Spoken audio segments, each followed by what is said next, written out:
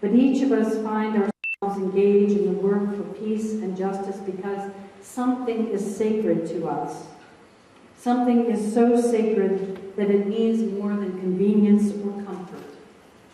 It might be God, or the Spirit, or the sacredness of life, or the belief in freedom. Whatever it is, it nurtures us. For more than 46 years, I have been walking that edge where spirituality meets the political. For me, the two have always been integrated. My spirituality is rooted in the human dignity and the human rights of all people and the sacredness of Mother Earth. I do feel compelled to take action to work for a world in which human freedom and dignity can flourish. Spirituality can bring life and vibrancy and imagination into my struggle. But the mixture of religion and politics can also fuel the most extreme and violent acts and lead to systems of great oppression.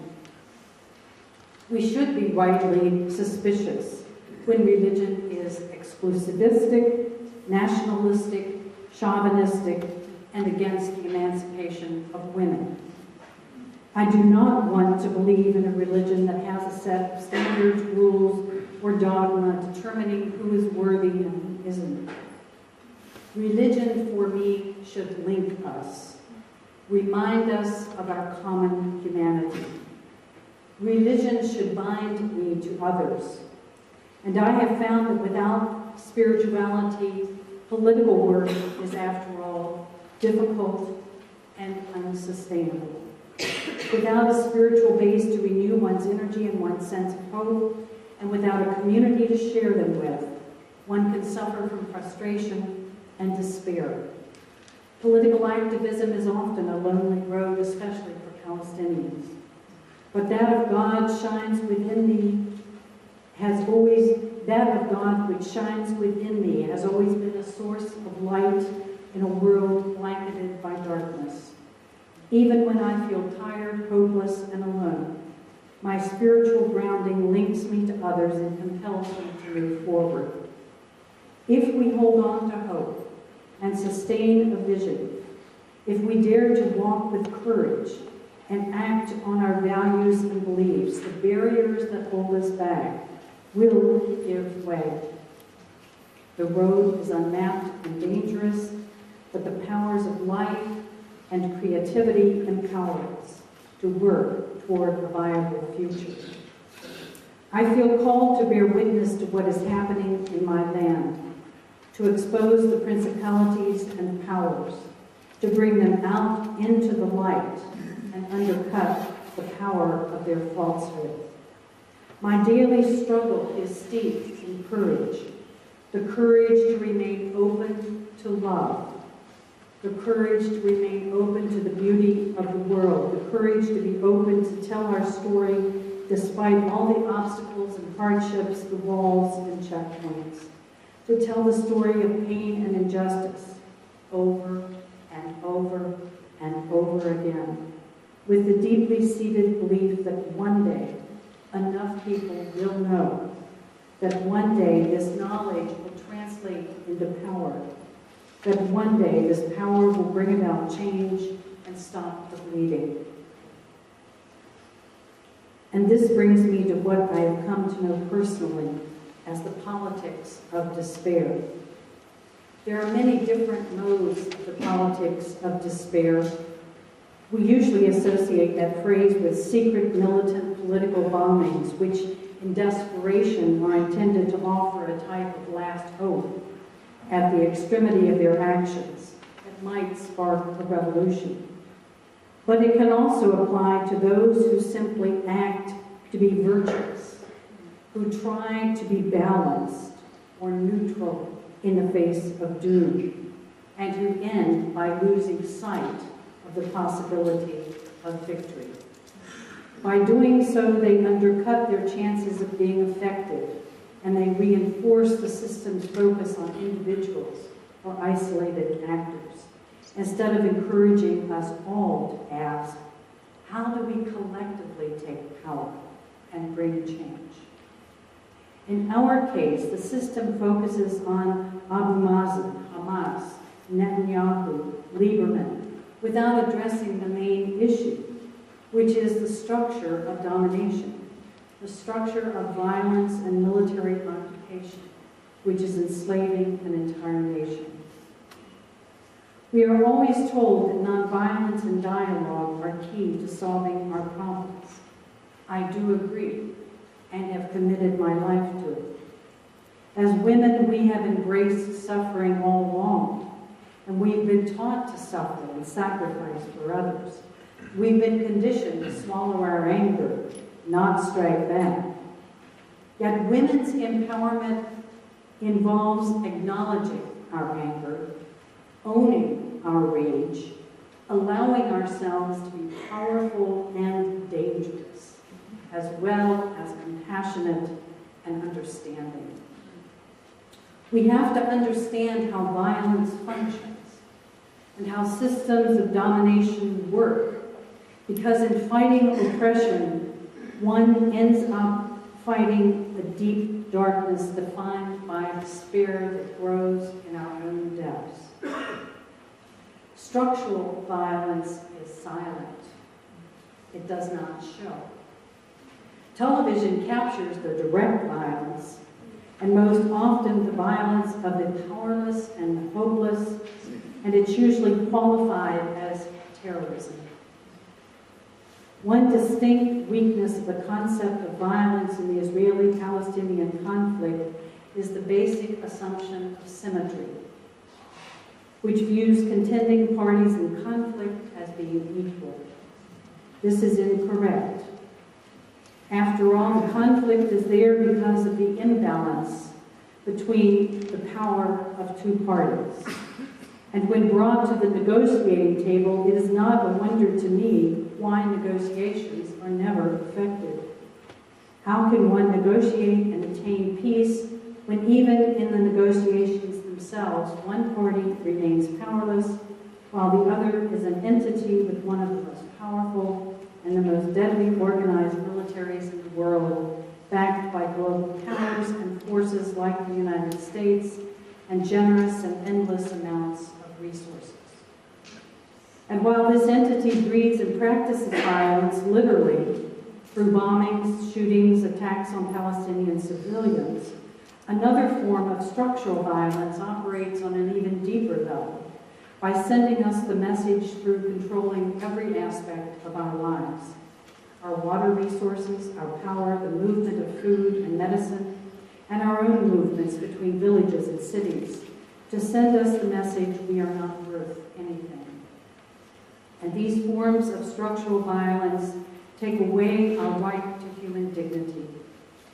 The goal of those who use violence, whether freelance or state-supported, is to fill our mental and emotional. I have chosen to resist in the belief that God's nature is loving. Conditions exist because humans with free. I could not reconcile myself to structures because too often words, often in our talk about causes of injustice, alienation for Palestinians. And they're willing to give up as opposed to what human right peace without justice out of darkness. Reconciliation often because of the belief that it works. It redefines the world I share with you, revealed through our efforts to overcome structural and direct violence, is a witness to the conviction that the arena of divine justice does indeed appear in human history, certainly in the example of many in Israel and Palestine, but also elsewhere, in those who know how to challenge and resist oppressive powers without dehumanizing the human being hidden behind the enemy. These small communities of hope often change directions and patterns of thought. They may affect political decisions and economic transactions. The growing networks of non-governmental organizations used to the mainstream media and promoting active pursuit of a pro-peace with justice agenda. Our challenge is to garner the support of great majorities of people who see themselves as responsible human beings in a world created for mutual justice, care, and compassion. We must network widely. Our mobilization efforts must be broad-based and diverse and exclusive, as diverse and inclusive as we can imagine. Without a doubt, the way of transformation calls us to stand face to face with the forces of violence and oppression, both within us and around us. It challenges us to resist the temptation to simply rearrange the furniture, whether that rearrangement is in the structures of our psyches, or that of our planet, or the institutions to which we belong. It's a journey about life, and about the passage from death to life. I walk alongside many others in my struggle, and carry with me hope to move from oppression and destruction to liberating, life-enhancing power. We should cease to be interested as women and as Palestinians to simply transfer power from men to women, or from Israelis to Palestinians, or from any group to another group, for that matter. For power is not a cake, which is cut up and diminished the more it is shared. Power, when shared, is a relationship that enriches everyone. The great rift is not between various human beings and communities, for we all belong together. The great rift is between care and carelessness, justice and injustice, mercy and mercilessness, compassion and indifference. What divides is not difference, but sin, oppression. Difference does not destroy creation, rather it is our sin of allowing oppression and injustice to be perpetrated. To create a culture of life, we need more than psychology, or spirituality, or community. We need economics, we need sustainable agriculture, and a politics of liberation capable of healing our world and restoring our earth to life. Through my experiences over the years, I have sensed that whenever I am in the United States, that many are aware of the efforts of Israeli peace groups, but they remain largely unaware of Palestinian peacemaking efforts. Others get caught up in the larger global culture of anti-Arabism and assume that Arabs are violent by nature. Certainly there is very little fair reporting and critical discussion in the mainstream media, in academic and religious circles on this topic. Most have probably heard very little about the long-standing, rapidly growing, nonviolent resistance movement in Palestine. To begin with, I will mention the concept of sumud. Sumud might be best translated as steadfastness. It plays an incredibly important part in Palestinian culture and self-identity. This is especially true given the present-day situation. Wherein challenges to the self-determination of the Palestinian people are so strong. To have sumud means to, with great pride, remain steadfast. Steadfast on one's land, and more generally, steadfast to one's homeland and to the struggle for freedom. For example, given the current grave circumstances, just waking up every morning with the determination to carry on one's daily routine and hold fast to one's humanity in spite of the dangers of movement, walking through military checkpoints to get to work, driving your children past army tanks to get to school, taking your herd out to graze despite the physical and verbal abuse of Israeli settlers. To do this day after day is to have sumud. On almost a daily basis in villages and cities, there are nonviolent demonstrations taking place to resist the wall, whose path is confiscating lands, splitting villages, destroying economic and social structure. Hundreds of men and women, old and young, have bravely sat in front of bulldozers, placed themselves between the machinery and the construction site. Many of them have nothing left to lose. For if the wall succeeds along the current path, they will be without access to the land passed down to them by generations of their ancestors. The villagers of Yanun, who were forcibly expelled from their villages by settlers, but who have returned to their homes despite settler harassment, are likewise demonstrating what we Palestinians call Samur, demonstrating their determination to live on their land and be treated as human beings with equal rights. I myself and countless others have dedicated most of our lives for many of the last 66 years to sharing the truth, offering our narrative, which is so often forgotten or neglected, and networking by forming alliances between the various struggles around the globe with like-minded individuals and organizations.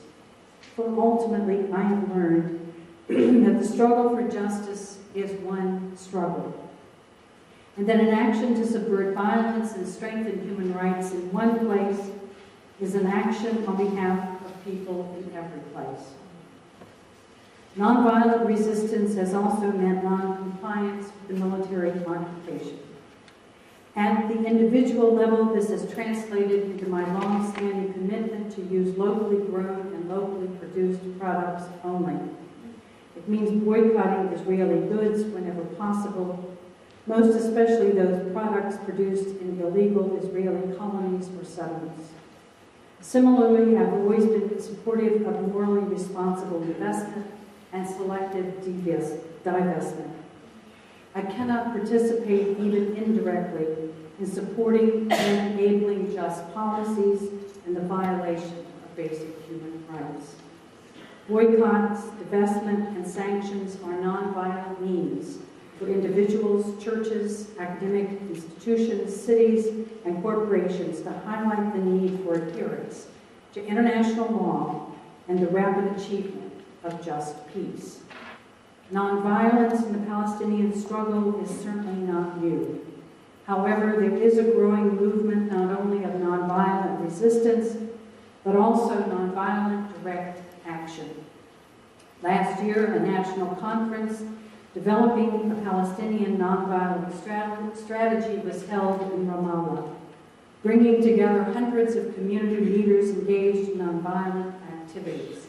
Entire villages are asking to be trained in nonviolent methods.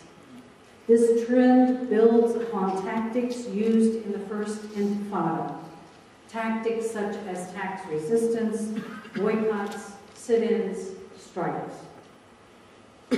Nonviolence is threatening to structures of violence because by embracing nonviolence, we no longer make it possible for those structures to vilify us, judge us, and lay the label of terrorists on the heads of Palestinians.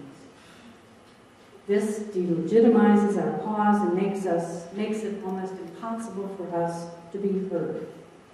Nonviolence reconceptualizes power and gives the ordinary person power to affect change.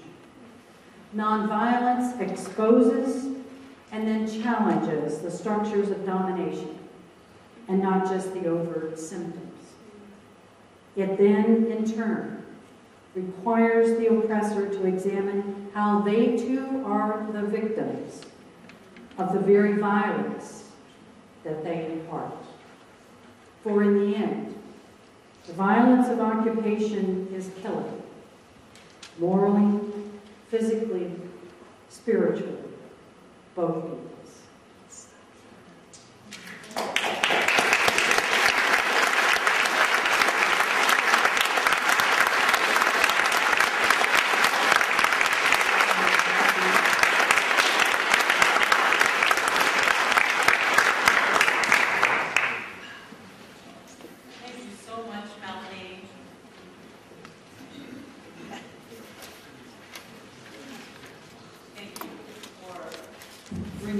Jean's words to life for us. We are blessed. This afternoon we've invited a panel to respond to Jean's words and wisdom. And each person is bringing their story, their history, their perspective.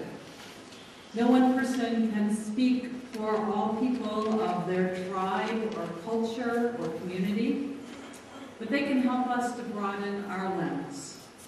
And by their presence and their willingness to speak, they model for us a way to be in the world as people who listen and hear and respect all voices.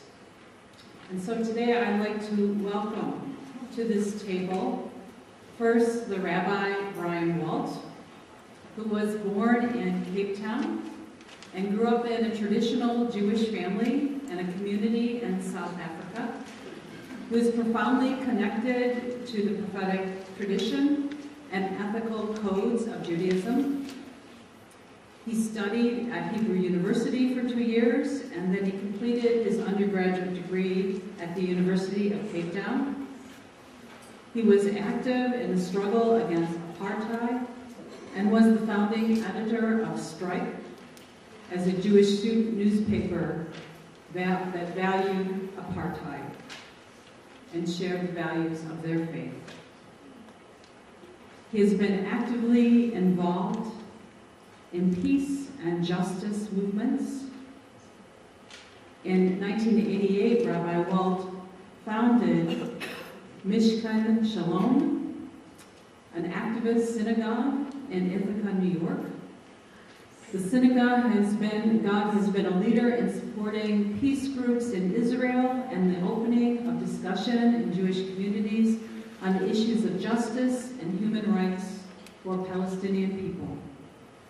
Rabbi Walt is Rabbi Emeritus of that congregation.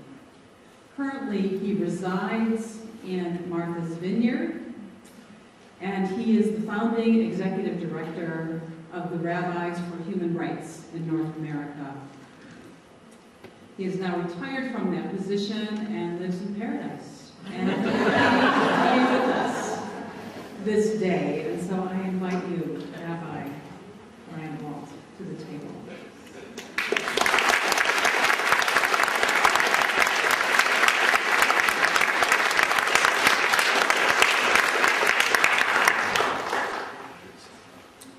I also invite Dr. Jeremiah A. Wright, Jr., author and religious leader, to the table.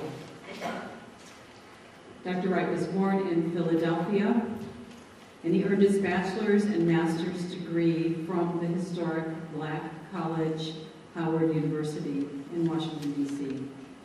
He earned a second master's degree at the University of Chicago Divinity School, and he holds a doctorate of ministry degree from the United Theological College in Dayton, Ohio, where Wright studied under the Reverend Samuel DeWitt Proctor, a mentor of Reverend Martin Luther King. While serving in Chicago at Trinity United Church of Christ, his congregation grew by thousands and was an active community in outreach. Wright has written 4 books and composed songs for the Trinity Choral Ensemble, including Jesus is His Name and God Will Answer Prayer. He was named one of the country's top preachers by Ebony Magazine in 1993. We welcome this teacher, author, pastor, prophet to the table.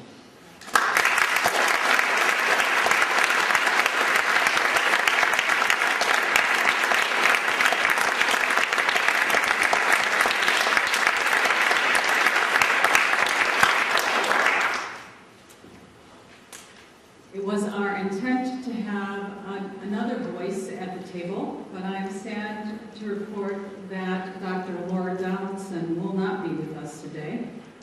We got word late yesterday that Dr. Donaldson suffered a knee injury and is unable to make the journey to Rochester. She is most sad that she would not have this opportunity to respond to Jean's work and her words. And I share her sorrow. Dr. Donaldson was to bring us the voice of a Native American person to this conversation. A voice that is not often heard as in America, is yet silenced once again. Her voice would be a voice for us to reckon with, as she knows what it's like to experience occupation on this soil, as someone who's lived in the reservation.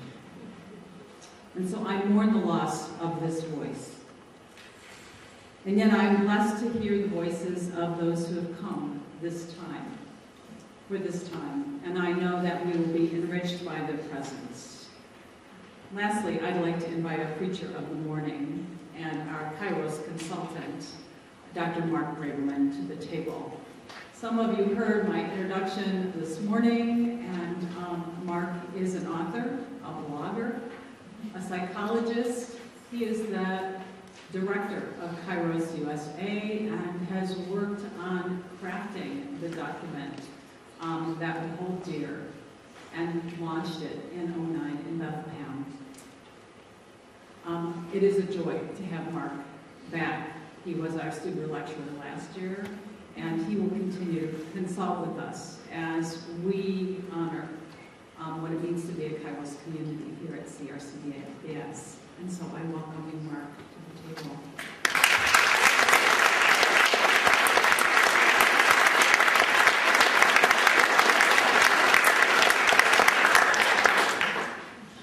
We have invited Rabbi Brian Walt and Dr. Jeremiah Wright to speak directly to Jean's words, and then we'll have an open Q&A time and invite our four panelists to respond to your questions. Let we who have ears to hear.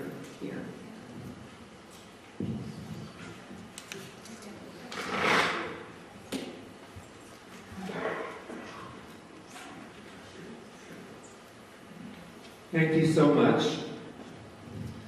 It is such a privilege and honor to be sitting with you, Dr. Wright, and to be in this place at this time, a real sacred space, and to be privileged to hear the words that come to us from that land which we call holy, the words, the prophetic and loving words of Jean Zaru. I'm profoundly sorry that Jean was unable to be with us today. I met her first 25 years ago when we invited her to speak at the synagogue Mishkan Shalom that we had just founded in Philadelphia after I had lost my first pulpit as a result of creating open space to dialogue over issues of justice and peace in Israel-Palestine. I remember fondly her profound joy in joining us in the Shabbat service and rituals, her humility and her inspiring vision. And in October 2012, I had the privilege of sitting in the Quaker Center in Ramallah with a delegation of American civil and human rights leaders, which included some leaders of the American civil rights movement, to listen to leaders of the Palestinian nonviolent resistance movement. And it embodied the vision that Jean shared in that document in the talk she gave so ably today, in which she talked about people involved in struggles for justice from across the world connecting with one another in the shared vision. I was so moved by the prophetic words of Jean Zaru that we heard earlier. I was particularly moved by the words that she said about herself, quote, "I have chosen to resist the oppression and to do so non-violently, for to resist is to be human. To resist is to be human." And when I heard her say the words that she said today, for more than 46 years have I been walking that edge where the spiritual meets the political. For me, the two sides have always been integrated. When I hear those words, I think of the ancient prophets of Israel, who insisted that religion and politics and justice must be connected. And I remember them powerfully because I grew up as a kid in apartheid South Africa, as a Jew, as a white person, in a country that oppressed a whole people based on the color of their skin. And I was experiencing that as a Jew and a white person with full cognizance of that just a few years before my birth, my people were treated in exactly the same way in Europe. And it was the words of Amos, the prophet Amos, that turned my life around and set me on the path that I followed ever since. That I learned in my Jewish day school, in Hebrew, a language that I loved and love, my mother language along with Yiddish. I loathe, I spurn your festivals, says Amos. I'm not appeased by your solemn assemblies. Spare me the sound of your hymns, and let me not hear the music of your lyres, of your lutes. But let justice well up like water, and righteousness like a mighty stream. Like Gene, Amos, Isaiah, Micah, the ancient prophets of Israel resisted injustice. They knew that to be human was to resist injustice. They knew that to follow God's call was to resist injustice. And they did so in the most sacred places with unbridled courage, marching into the temple in Jerusalem on sacred days and pronouncing that God's will was for us to pursue justice. And like Gene, the ancient prophets of Israel understood there could be no peace without justice. Isaiah says, and the result of justice will be peace, and the work of justice will be calm and security forever.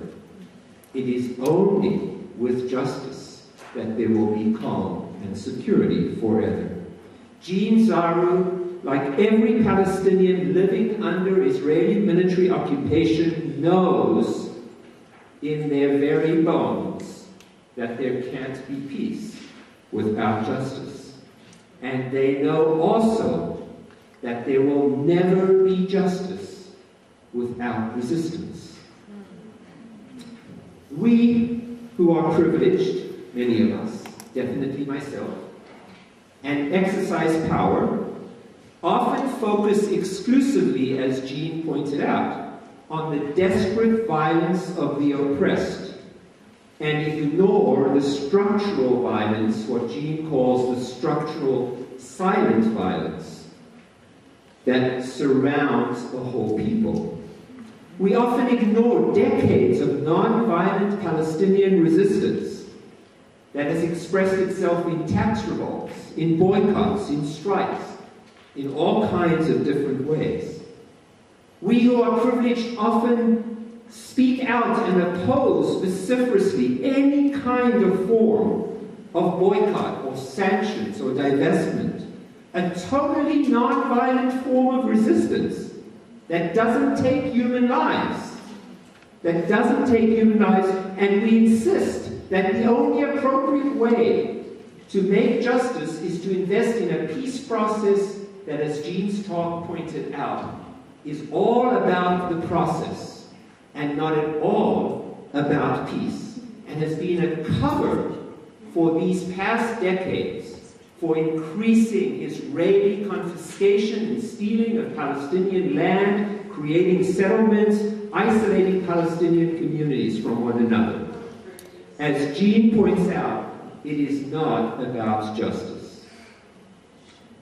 While Gene challenges these structures of domination as a victim of its brutality, I stand here as a Jew and as an American with a very different relationship to this situation. As an American, it is my country that provides Israel with the financial, military, and diplomatic support that enables the domination and oppression that Gene testified to us about today. And as a Jew, it is sadly, very sadly, and very tragic, my religious community that plays a role in ensuring American support for this domination. I have a long and powerful history with Zionism. Israel and Zionism have been important to me from the time I was born.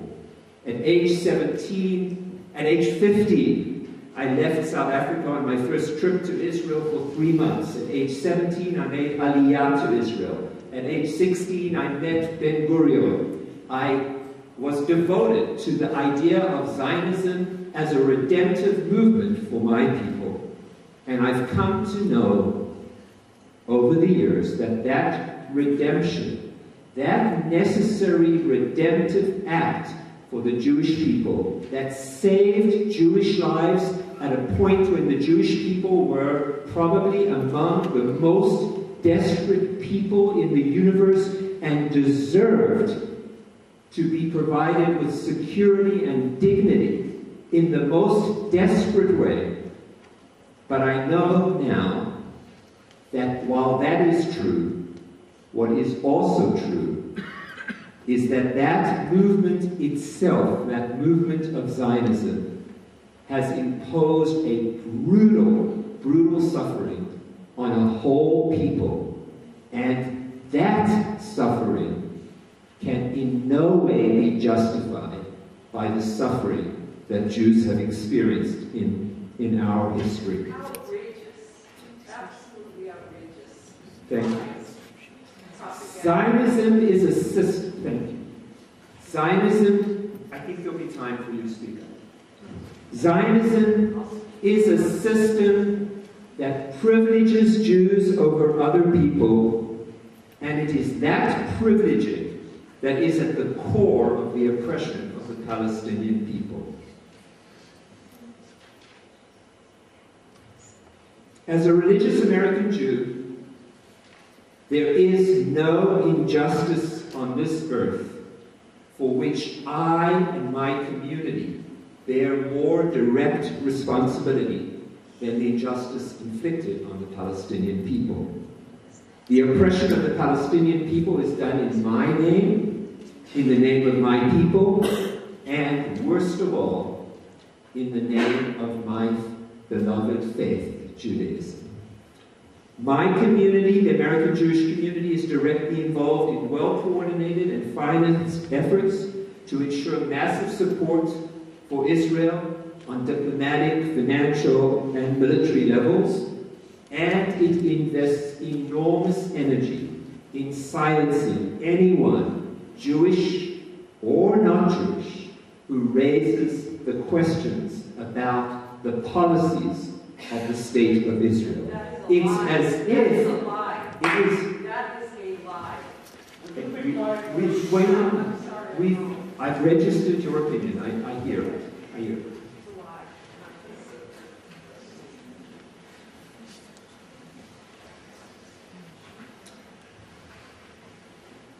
As a prophetic Jew, my most important mitzvah, religious responsibility, is to resist, as Jean suggested, the legitimation of domination and violence in the name of my faith.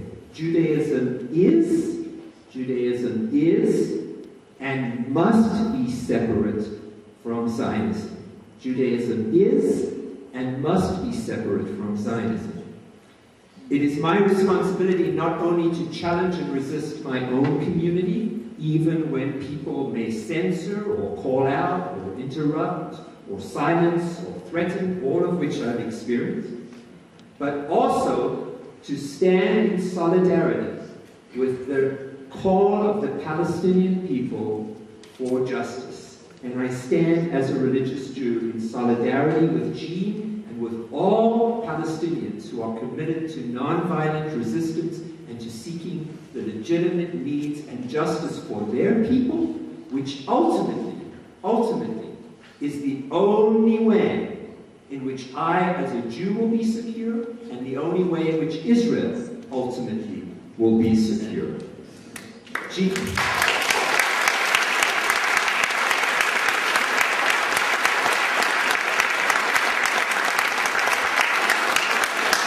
Jean teaches us about, I want to end with this, Jean teaches us about sumud, about the Palestinian notion of steadfastness. I need to ask myself, you need to ask yourself, we need to ask ourselves the question of sumud. Are we willing to be steadfast? As we can hear even in this presentation this morning, there is tension when we talk about these issues. Because it's lies. It's steadfast. It's lies. There's a cost.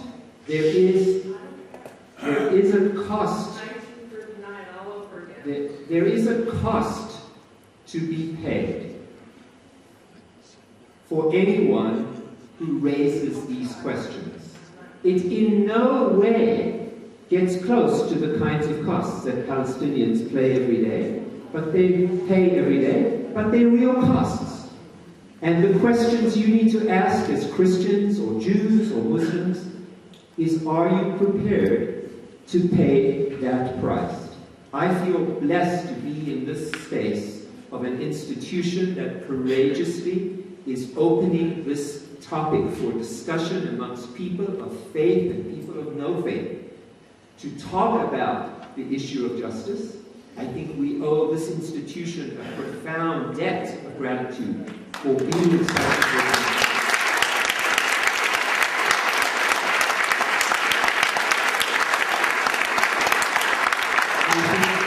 I think we owe a debt of gratitude to all people across this country, people across the world, who love Jews, who want Jews to live in security, who understand what happened in 1939, and in 1940, and in 1941, and in 1942, and in 1943, and in 1944, and 1945, and who understand what an atrocity was done in those years, and who understand Christian responsibility in some way through propagating and abetting anti-Semitism, who understand all that, and with that are not willing to say that the Palestinians should pay the price for Christian complicity with anti-Semitism, and Palestinians should not pay the price for the atrocity that was committed in Europe against my people. May the steadfastness of Jean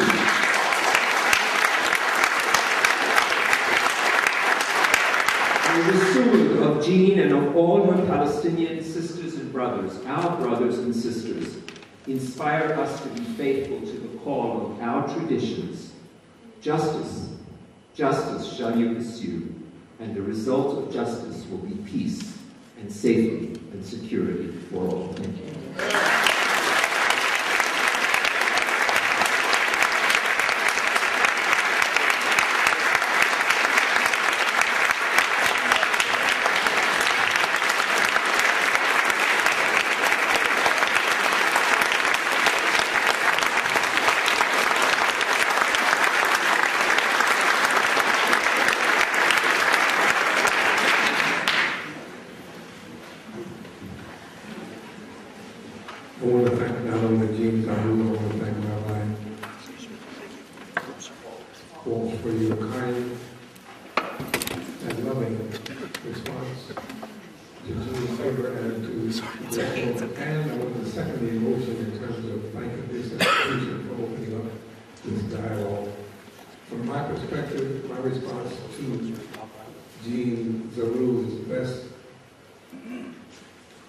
Summarized in a gospel song, I think Marvin Winans sings, "Let the church say amen." Amen. We say amen to everything that Jean has written. In many ways, I feel, from my perspective and my input on the panel, responding to her paper and responding as a Christian minister, the important points are found on every page of her presentation, but sending the message, structural violence, sending the message that we are not worth anything. That deja vu, as we stand in solidarity with Palestinian Jews, Palestinian Muslims, and Palestinian Christians, is the same message we have been given daily as African Americans with Trayvon Martin, Jordan Davis, Emmett Till. We're not worth anything. That goes back to 1948, it goes back to 1787 when we're defined in the Constitution of this country as not being people. So the resonation with what she is saying is very, very, very keen. Now, in terms of my personal journey, in terms of the Black church, as you said, no one person can speak for an entire people.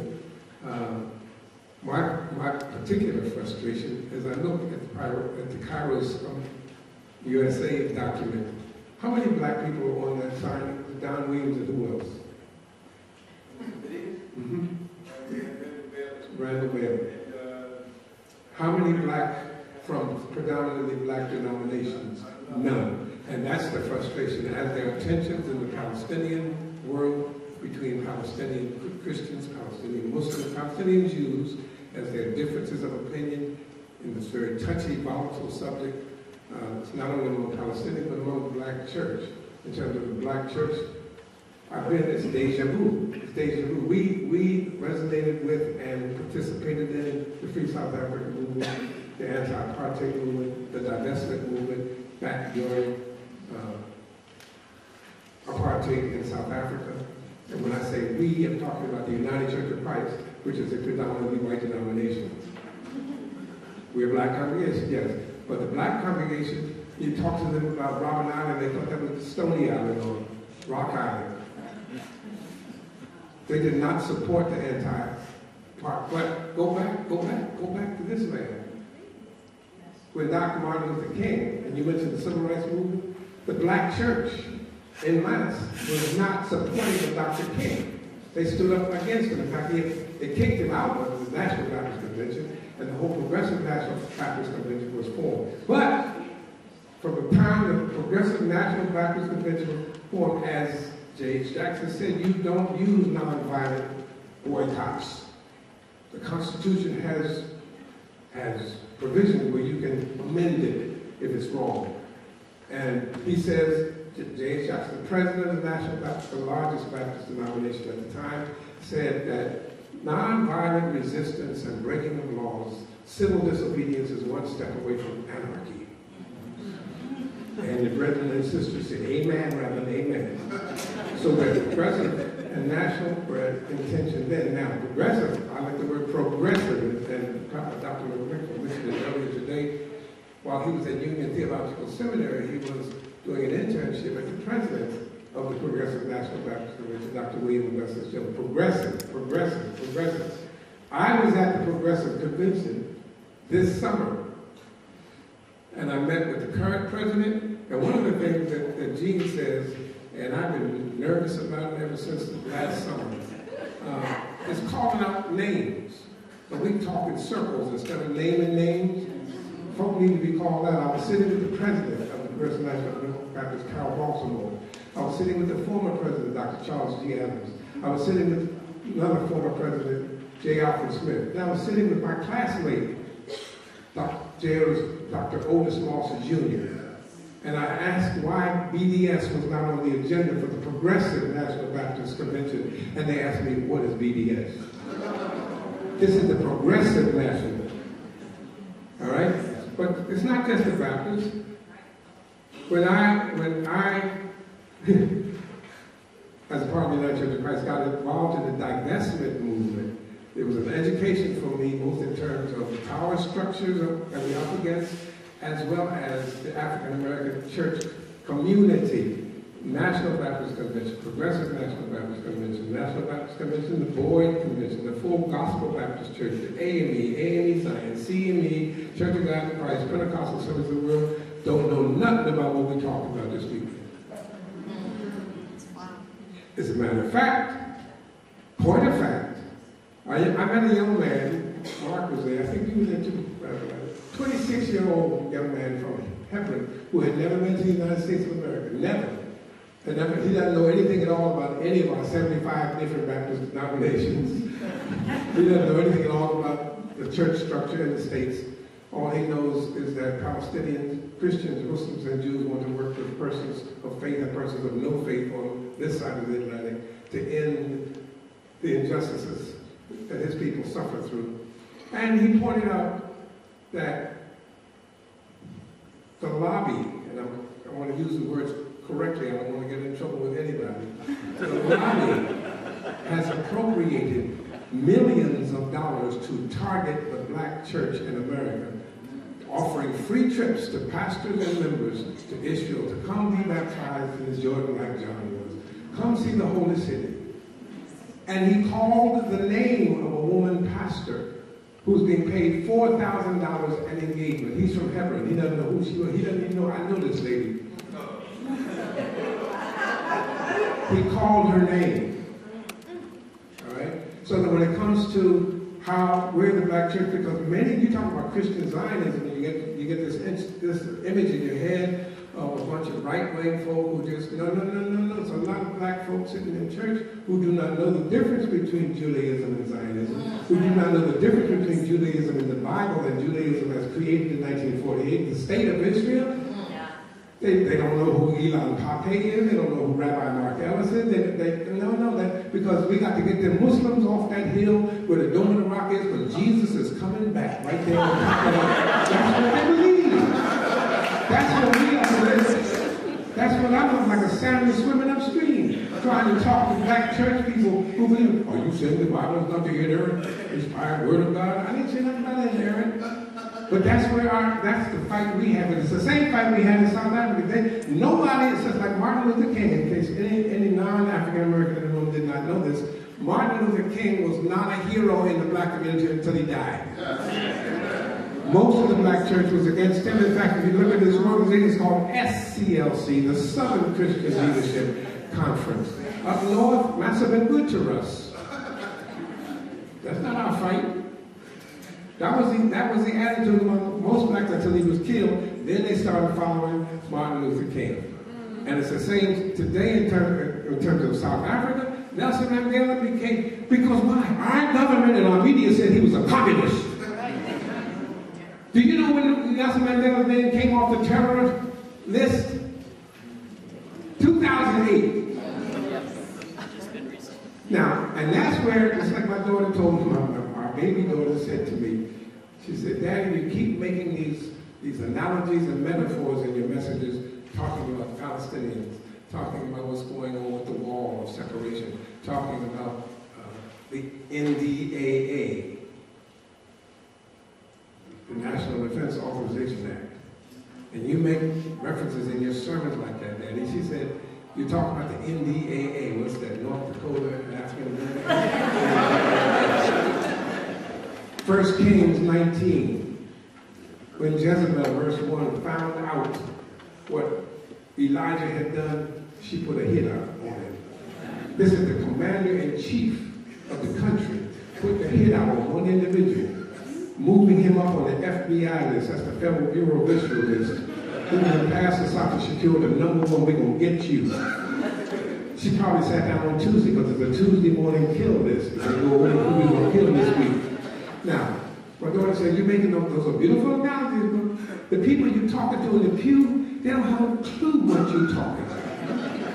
You're talking about a Tuesday morning kill list, you're talking about the NDA. Daddy, she said, we watch Scandal. That's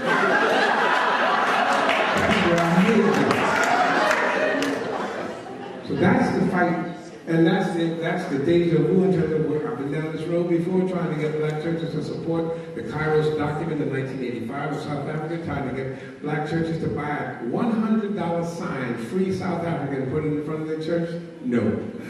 We ain't got nothing to do with South Africa. They ain't got nothing to do with us. That attitude, deja vu, because when it comes to this crucial, confronting the structures of structural violence of domination, truth, and peacemaking in Palestine, Israel, the black church that I'm a part of, talking about my own family, this is all family mess, is not there. How to get them there while money is being poured into targeting them into a black version of Christian Zionism is an uphill stream, and makes me stand even more solidly beside Gene and those Palestinian and American Jews, Christians, and Muslims who are seeking justice. What does the Lord require of thee? To have a pastor's anniversary. What does the Lord require of thee? To have a choir concert. Musicians are setting studying the theology in our pews. Musicians who call themselves pastors, maybe, can't spell seminary. Johnny McClurkin, Yolanda Adams, Kurt Franklin, the Winans, and all our members, that's what they say. You don't hear them saying a word about Palestine, Israel, and what's really going on.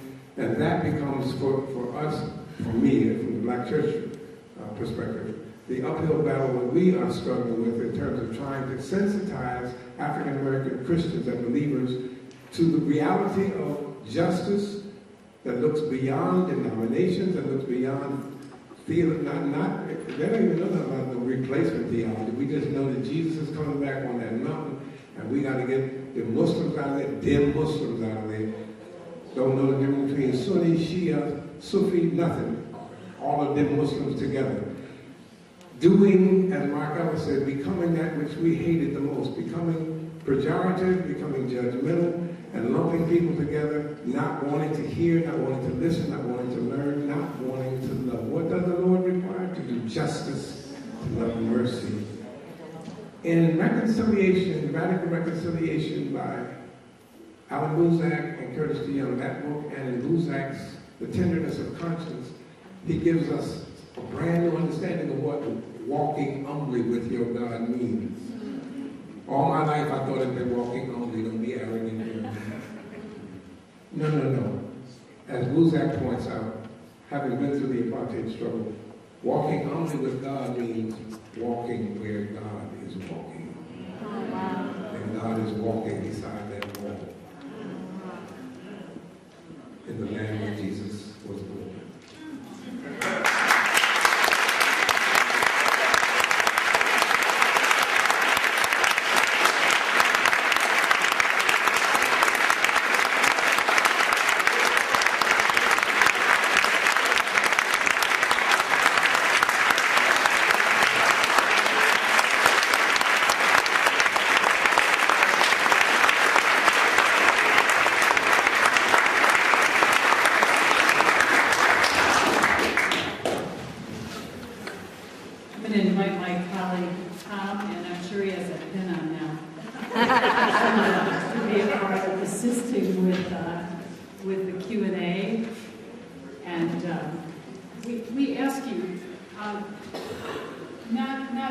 Not to be another speaker on the panel, but to raise questions. If you have a question for a member of the panel, if you'll let us know who it is in particular that you'd like to address the question to, or if you want to address to the whole panel, we will wander around with a lavalier mic and receive your questions. I should also mention before we get started, we are live on Twitter. So we would encourage all of you, we've got Michelle in the back has our little Twitter bird with our address on it, but encourage you to use that as well. Any questions for the panelists and the speaker? Thank you. I'd like to particularly address Dr. Wright, because as a pastor, AME Zion Church, you hurt my feelings. But I guess that's what prophetic utterance is supposed to do. And my particular question is, in this time of so much emphasis on what's being called the prosperity gospel, how much is that impacting the ability to speak to issues of justice?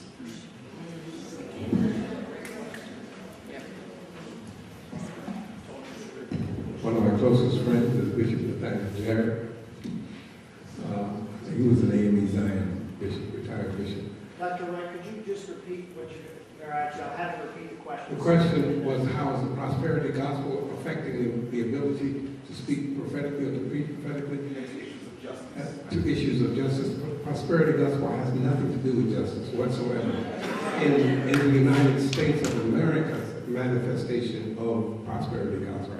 One of the things I learned both from the Society for the Study of Black Religion and the Transatlantic Roundtable on Religion and Race is that the prosperity gospel in West Africa and parts of South Africa is not like what we know as the prosperity gospel, that God only blesses you, West Africans say, for you to bless others. God only blesses you to end poverty. property, not to show how many Maseratis you've got and how many Lexus or Bentleys you have and where your plane can get from one campus to another. That's not how prosperity gospel in West Africa. We live in America. This is America, boy. And in America, the prosperity gospel is diametrically opposed to justice issues. Yep. They don't want to hear anything about justice issues. One of the research papers that was given at the Transatlantic Roundtable pointed out that in the Black Atlantic, not just the United States, but AME Zion has ministries and churches in the Caribbean. The TV station in the Caribbean, comparable to our Word channel here, says if you come with anything remotely resembling justice, you won't get on this television. They only want to hear prosperity. So it does limit one. The clergy I know, in fact, call name. I was talking to Dr. Frederick Douglass Haynes Easter Sunday night, and he preached on Good Friday, not with us, but he has for the past 5-6 years. He preached for Jamal Bryant. And Jamal, AME, was trying to bring together prosperity and prophecy in his ministry and his water and oil. Because when you start talking about justice issues, well, first of all, this is the ABC school. Is this recognized? You gotta be careful. Gotta be very careful. The AMEs have taken a vote against homosexuals. Just like the Church of God in Christ had. So you start talking about justice issues and LGBT folk, you ain't saved. So there is that problem, that it's a blockage to start. I don't want to hear nothing you say about Palestine. I don't want to hear nothing you say about poverty. Okay, why? Because you got it all wrong on this abortion issue and on this homosexual issue. Dr. Will Gaffney, are you familiar with her? Yes. I love Will. She's a Hebrew Bible professor. She's leaving Lutheran Theology in Philadelphia on her way to Baylor. But Will says in her blog, the woman with the issue of blood, you know what the issue of blood was? Where was she bleeding? Y'all Christians can't say vagina. Vagina is a body part like here. No. And Will says if you can't say vagina in the church house, then stop saying it in the courthouse. All these old men sitting around making laws about women's vaginas.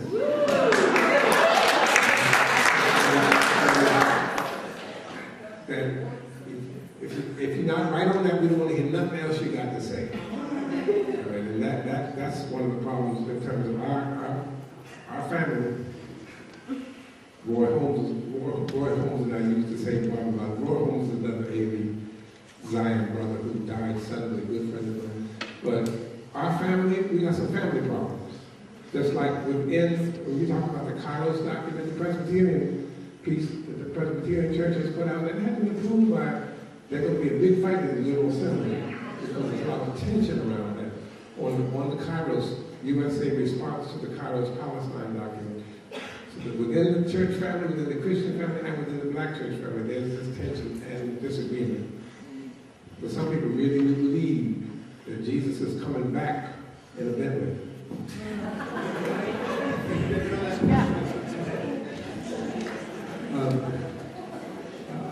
I want to address the question briefly also, because I think it's very much to the point that this is a struggle. It's a human rights struggle that's being fought very much on theological grounds. It's where politics and religion do come together on this issue. And it goes across the board with American churches, white and black.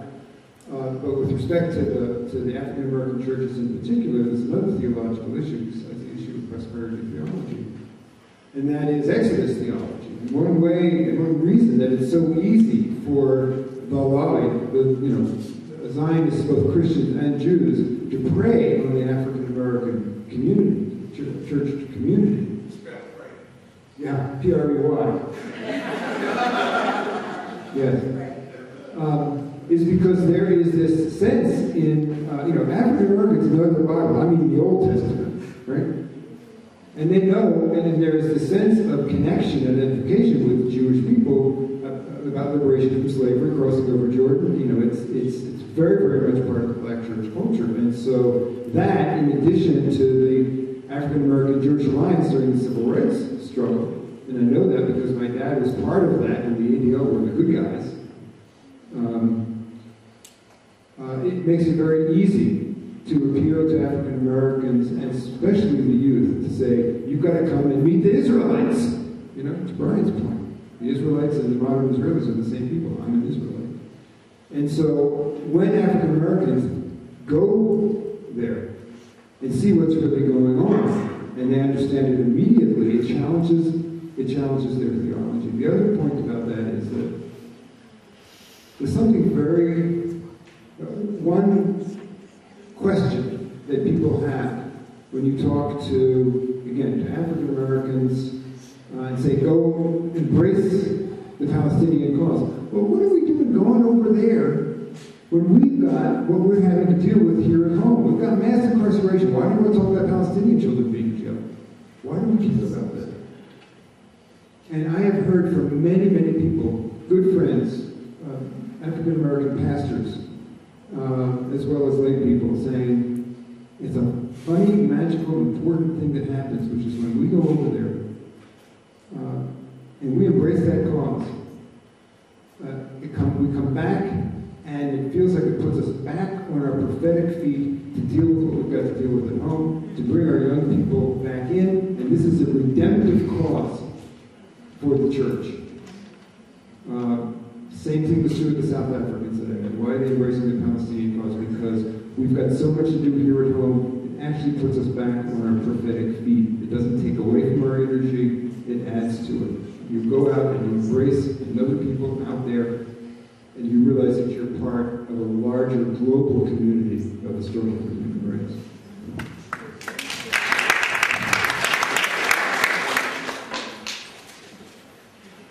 Yes.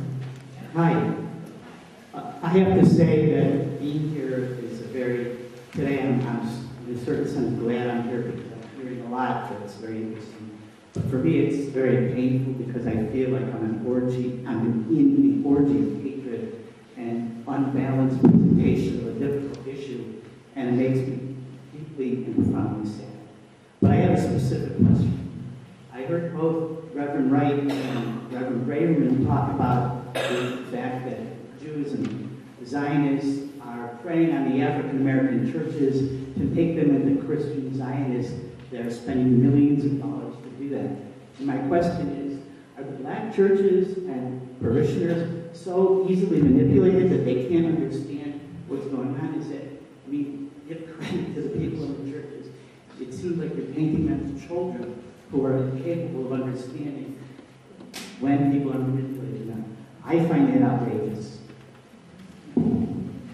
Outrageous that they're that naive, or outrageous that the notion is outrageous. I think it's outrageous because you're conveying the idea of some sort of organized conspiracy by Jews and Zionists to target the African American community. That reeks of classical themes of anti-Semitism. And anyone who has a historical context to these issues knows that. So you're purveying themes of anti-Semitism that have a progeny of 1,000 years and not an honorable. Anti-Semitism? The idea the fact is that money has been appropriated, and the church, don't look around and discuss it. Listen to me, I'm listening to you. The churches who have bought into that, the pastors who have bought into, yes, they're that naive. Now, Mark can speak to the actual amounts of money or the money that's been set aside and targeted. Yes, that's a fact. That has nothing to do with anti-Semitism. Well, Rabbi Wolman will speak to it as well. There's lots of money coming directly from the state of Israel that's working with Christian and Jewish Zionist organizations over here. You may not want to call it a conspiracy, but it is certainly organized, and it certainly has a well-crafted strategy, well-financed, to make sure that the flow of support for Israel continues. To Rabbi Walt's point, from the American government, and that means that you've got to keep the Christians, white, black, all of the Christians, and their leaders very, very much within the deal that now exists, which is that we support Israel, and we support it on a theological and on an institutional basis. Why is it not protected by the First Amendment? It is protected by the First Amendment. They can do whatever they want. And so can we. And so can the grassroots movement that's growing, that is saying, this is not good for America. This is not good for the Jewish people. This is not good for the church. And Israel has to be, as a sovereign state, has to be called to account. It's as simple as that.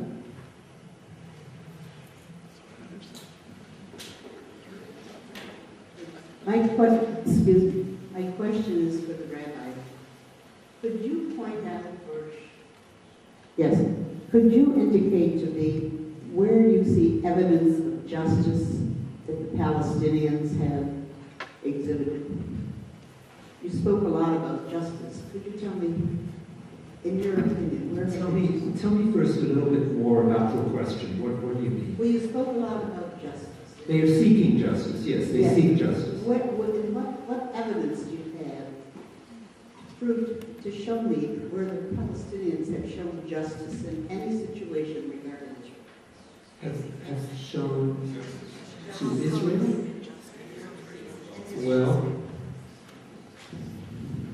Well, I think we just heard a story of this whole lecture is in honor of a woman who seeks justice and who has non-violently advocated for justice all her life and who has connected with Israelis and Jews and anyone and makes it totally clear in all her work, and she's not alone. She's not by any means alone. That in all her work, in everything she does, including the talk we just heard, the beautiful talk that we just heard, that she wishes to create a community where all people are given human rights and human dignity, and where even those people who she experiences, even if you may not think so, but she experiences as oppressing her, are not her enemy. She doesn't wish them any ill, other than to be able to live alongside them in security and in justice. The second way in which Palestinians have shown justice is more collective. So Jean is an example of many Palestinians, and I've had the privilege, I don't know if you have been to the West Bank, but I've had the privilege of going to the West Bank, which is something many in my community, in my Jewish community, have not been to the West Bank. They don't know what my eyes have seen because they haven't seen it. Most Israelis haven't. So I've seen many, and I can tell you countless stories like Jean, of people who absolutely welcome living alongside Jews and Israeli Jews and Israel in peace and in justice. The second way in which Palestinians have affirmed justice in the most amazing way is that Palestinians have since 1988 agreed that they will forego what they consider to be 78% of the land on which their ancestors lived and were expelled. That they are willing to forego that 78% for a small state within 22% of historic Palestine. They've made that the official policy, and that they will recognize the state of Israel. They will live alongside the state of Israel as a separate state. And since that declaration in 1988, Israel has established over 500,000 Jews who are settled on territory in that 22%, and has said all along that it is committed to a peace process, which is like you and me sitting around a birthday cake, right? And I take a slice. Every year I take a slice, and I'm saying, I'm willing to negotiate how much cake you'll get and how much I'll get. But meanwhile, along the way, I just want to take this piece, and then I'll take that piece, and then I'll take that piece. And at the end, we'll negotiate. So I think Palestinians, both individually and collectively, have shown enormous generosity and willingness to make compromise Now, have Palestinians also engaged in violence against Israelis? Yes, they have. And I acknowledge that. There have been terrible acts of violence that have come out of desperation. They are acts of desperation. They are evil acts. They are tragic, traumatic, unforgivable acts, right? Actually, not unforgivable, because anything's forgivable, but they are unforgivable in a metaphoric sense. They are beyond what we could even imagine, to kill a child or so.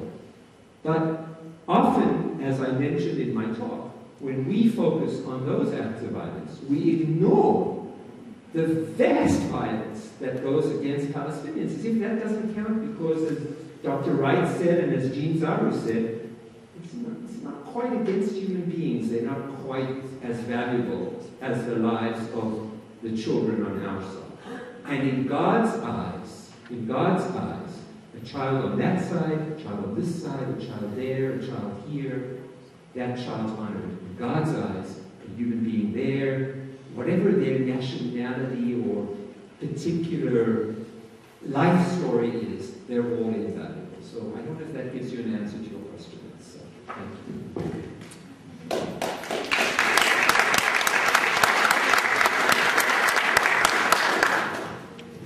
Hi, I have been asked to identify myself also as a rabbi who's in support of much of what you do, and I've really been honored to be here today. I just want to say a little thing, if I may, about language, which I think is so important to do work, as I heard in Jean's talk, that recognizes our common humanity, does not vilify each other. And in that way, when we use the word Zionism, I think we could all agree that many more acts of violence have been done in the name of Christianity historically. And yet, if we use the word Christianity the way the word Zionism has been used today, I think people would find it very hurtful. And as an Alinskyite, I don't want to let the right wing claim the word Zionism any more than I want to let them claim the American flag. So I hope that we can acknowledge that there are those of us who identify as Zionists who see what has been done in the name of Zionism as abhorrent and want to use that word in a different way. My question is about BDS. I struggle in terms of wanting to support any nonviolent movement, of course, and at the same time also having been active in the divestment movement related to South Africa, feeling that at that time I was struggling against an illegitimate government that I wanted overthrown. And I feel that my experience with the BDS movement is, to be honest, that there's some confusion about that in terms of the movement and its goals. And I would love to hear from all of you your understanding that way of sort of the nature and whether you think there is any consensus around that in terms of supporting BDS and your personal goals that way.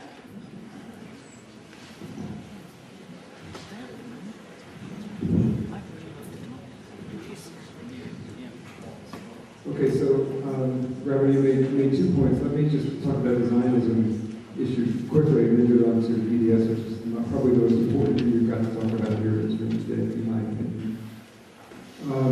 I've struggled with that too, with the whole idea of the Z word, that it becomes more and more a word that is used as something that is just a bad thing. Look, I understand Zionism. I understand it like you do, down to my cells. I understand where it comes from. I understand the impulse. I personally regard it as an understandable, forgivable, and catastrophic mistake, and I think we're seeing the results of that mistake now. I don't think it's an answer to anti-Semitism. Within an ethnic nationalist state, which by its very nature would have to become a fortress state and create the crimes that it's had to create, mean that. The Presbyterians just came out with a booklet called Zionism Unsettled. It has created a you-know-what storm because they went straight to the heart of what's wrong. So I'm not, at this point, unwilling or afraid to say that I think Zionism is the problem, and that if there is to be a future for the citizens of what is now the State of Israel, it has to be a post-Zionist future. People talk about one state and two states. Can we have one state? Can we have two states? If you're not for two states, does that mean you're for one state? That means obviously you don't think that there can be a Zionist state. And what I say to people is I'm not having a conversation anymore. The two-state option is gone. It's over. Israel as a state based on Zionist ideology is doing exactly what it has to do, which is take over the whole territory and deal in some way with the uncomfortable and inconvenient fact of the non-Jews who live there. And so I don't think we're talking about one state or two states anymore. We have one state. It's called Israel. It's an apartheid state. And our job is not to decide what the final political solution will look like, but to say no to the state, the reality of the state that now exists, which is unacceptable by international humanitarian law and by all the religious principles that we hold dear. I consider myself one of the most pro-Israel people you will meet. I think there's a future for Israel. It has to be a pro-Zionist future, and I think it's a conversation that we have to have. As far as BDS is concerned, for those of you who haven't been paying attention, the peace process is finally over. Thank goodness. In fact, the sermon this morning said, praise God that we're hearing its death rattle, because it's been a tragic political game that has not been going toward the establishment of two states living side by side in peace and security, but basically the one apartheid state that we have now. That's what the so-called peace process has allowed to happen, mostly because of our government allowing Israel to do what it's been doing. Given that that's true, the only way for that to change is for there to be a global grassroots movement, and it is here, and it's growing, and it's happening, to change the political wind, and to change basically our government's policy, which is not to stand next to Israel that is politically out of control and going over a cliff as a democracy, and as a nation that can take its place among the nations of the world. And it's becoming South Africa before the end of apartheid, and becoming increasingly isolated. We have to change our government's policy so that we stop supporting that, and we can pull Israel back from the brink and into something that is sustainable and legal. That's only going to happen with a global grassroots movement, and it's going to look like, in many ways, the movement that brought an end to apartheid in South Africa on a global basis, and then the movement that brought an end to Jim Crow in this country, and that's nonviolent direct action, and has a lot to do with boycotts, divestment and sanctions. So to people who say we can't boycott Israel, I say, what about Montgomery bus boycott? What word in Montgomery bus boycott do you not understand? That works. It's what changed the laws here. It wouldn't have happened without that movement. And the same goes for South Africa. There are voices within Israel that are saying, please, bring it on. Do it, because I don't want to raise my children in this country. Our dream has become a nightmare.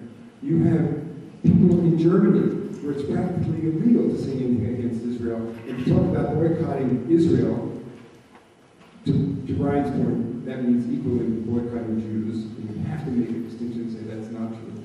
It is unacceptable, and there's a growing movement in the churches in Germany, at the grassroots, to say, let's support the Palestinian call to boycott, divestment, and sanctions. It's a Palestinian call. It's not our call. It's up to us to decide whether or not to support it. And when the churches of South Africa finally turned against the apartheid government in 1985 and said, it is an illegitimate government and it must fall, they said that. I think the Palestinians should say that about Israel. They should say, this is an illegitimate government by virtue of its actions. It has to fall. Now, is that an unfriendly, hateful, anti-Jewish, anti-Semitic phrase?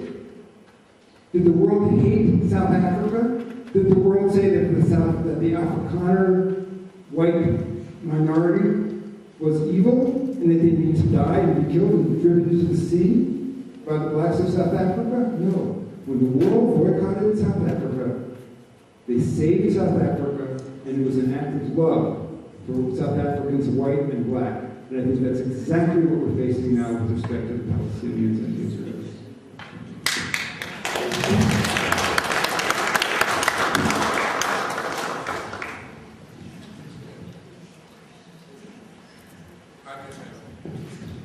just have one footnote before Rabbi speaks. Where you saw, Rabbi, where you saw the divestment movement during the anti-apartheid struggle against South Africa, it was not, I didn't see it that way. I saw it as a means to change the policies, not to kill anybody or destroy anybody, but to change the policies. And the only way we could get the attention of those persons in power was to divest and to boycott things from South Africa. Companies that did business with an African government, the changing all communists. All right. We're now not going after changing, we're not going after the clerk, we're not trying to kill it, we're trying to change the policies, and that becomes a very difficult thing because a lot of people, when you start talking about changing the policies, they think you're talking about a person. We're talking about the policies. That's how we saw the South African divestment. And that's how we see right now the divestment of those goods, artifacts, whatever we need in the illegally occupied territories, not the state of Israel, no, we're talking about things that come out of those territories. I just wanted to add one piece in response to you, Dora, and that is, I hear your wrestling with this question of Zionism, and I want to honor that. I could imagine in a changed Israel where Zionism would be resurrected, would be redeemed as cultural Zionism. But when I say I'm no longer a Zionist, which I do say, I was a Zionist for most of my life, but I'm not a Zionist, is I can't in any way support political Zionism, and political Zionism is really become what Zionism means to people. It does not mean a cultural Zionism. I think that the changes that may happen now will, God willing, and human beings willing, more importantly, or as importantly, if there's a difference, that that it will be possible for Jews to live in very tight cultural communities in Israel, Palestine, in a democratic country. I imagine that's what's going to happen. And then cultural Zionism would have been, in fact, successful, because it would have created a vibrant Jewish life in Israel, which I know you and I treasure, and said, I love Israel, I love Hebrew. Hebrew was revived by the Zionist movement. There's a lot of wonderful parts of Israeli Hebrew culture that I treasure and value, but I can't in any way affirm a political Zionism. I don't know if that's helpful. In terms of divestment, I strongly just say second to what Dr. Wright said. For me, it's about the policies of government. It's about changing the policies of the government, and it's about affording, insisting on human rights for everyone. It's not about, for me, it's not about, I think the whole notion of delegitimating Israel, which is used, or the delegitimization of Israel, is just a propaganda tool.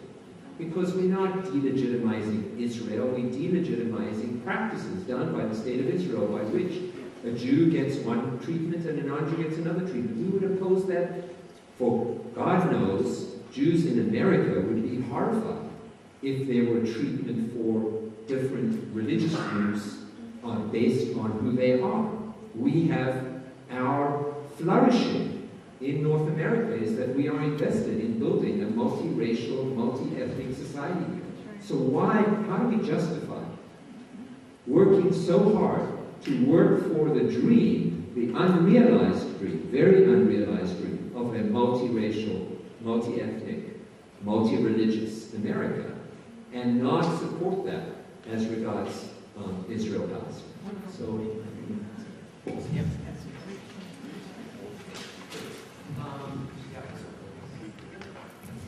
I am so grateful to be here today to hear your powerful voices for peace and justice, and I find that whenever I am in a room with people talking about these issues, there is palpable pain and hurt and anger as there has been in this room today as we have listened to you speak, with people feeling that you are somehow denigrating the Israeli people. And I want to know your suggestions for how we create conversation and minimize that pain and hurt and anger.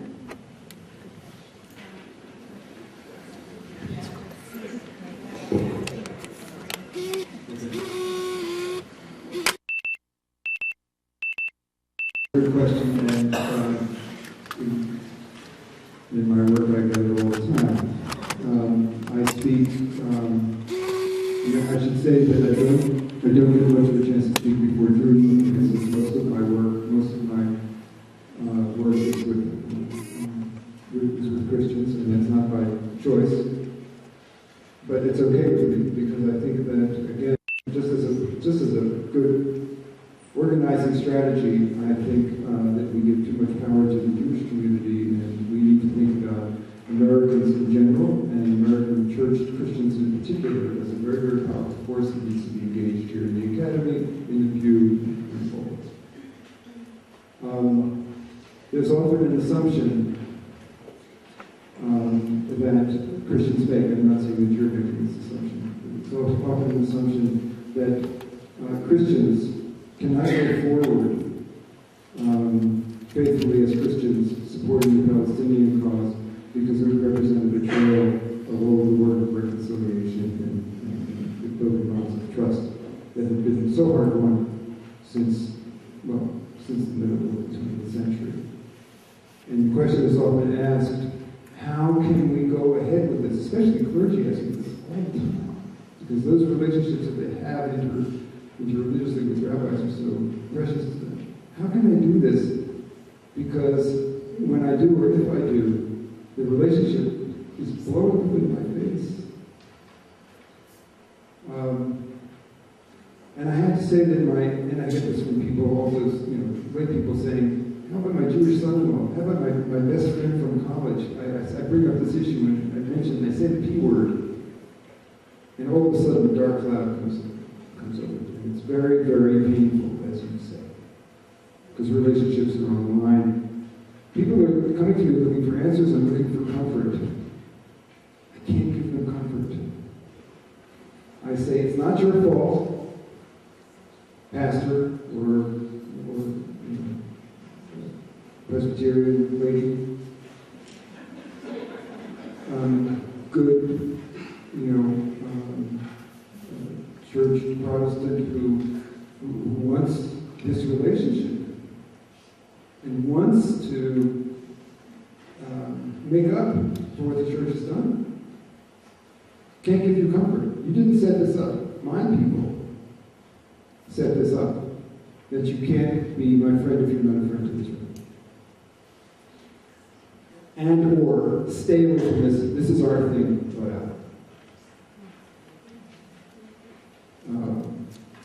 And if you don't, I thought you were my friend.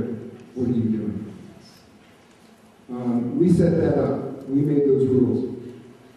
And I don't know when and how they're going to change. But if you wait for them to change, you'll wait too long if you're invested in this cause. And so I see it as a cross. And I use that right. I think it's a cross that Christians need to pick up. I can't tell you what to do, but I'm telling you that the risk and the cost, and Rabbi Wall talked about this, the cost of taking on this cause in terms of the relationship on individual and institutional levels with the Jewish community is real. And if you ask me, I would say please pay the cost. But I can't make that decision for you. And I am not here as a Jew to get permission or to bless the churches or individual Christians fight for Palestine. I can say what I feel, but I'm not. I think you need to do this, if it needs to be, without the blessing and even the accompaniment of the institutional Jewish community. Individual Jews, yes, but I'm not here to bless you that. People say, well, please don't leave us. Stay with us. We need Jews to work with us here. We need you to be with us. And please don't convert. We need you to be a Jew.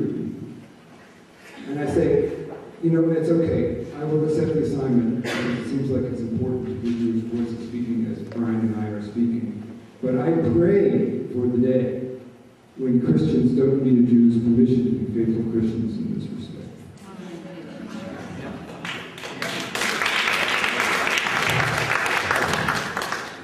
I just want to offer a couple of reflections. The first thing to say is silence will do nothing to help the pain. So we must find ways to speak. We must find ways to speak truth, and we must do so with as much love, compassion, and care as we can muster. That's the first thing to say. Second, my criticism is not simply of the state of Israel or the Israeli military occupation or the security matrix that goes with that. My critique is in equal measure of my government, the United States, that pays the state of Israel, without which the state of Israel could not be doing what it's doing in terms of the hardware, the tactics of occupation. So if I critique the state of Israel and its military occupation of the Palestinian people, I am criticizing the U.S. government, which pays the bill. I am criticizing myself. I feel the pain myself every April 15th because my money pays for this pain, for this injustice. So I'm not, this is, and I think Jean says this so well, this is about all of us. This is about injustice that is killing all of us.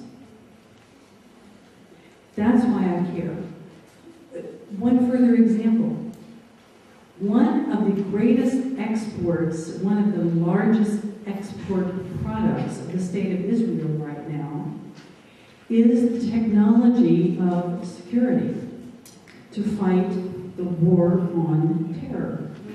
So when Reverend Wright brings up the NDAA, it's not for nothing. The National Defense Authorization Act is about putting in place matrices of security here at home, including mass incarceration of certain parts of our population, and elsewhere in the world. It's an export item in the state of Israel.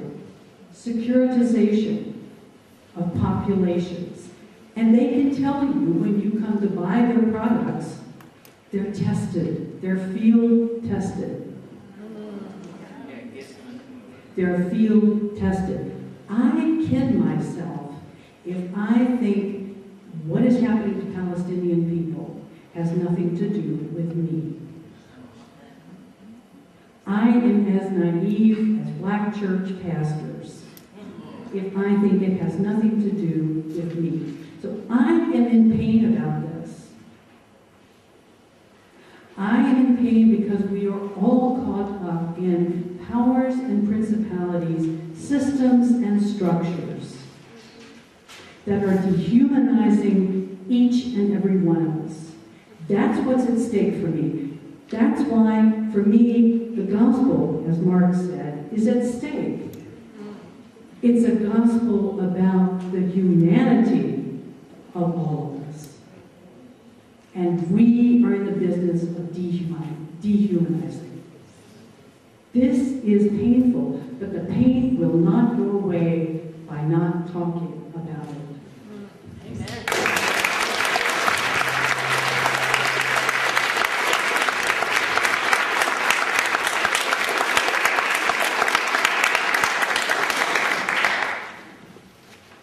Thank you.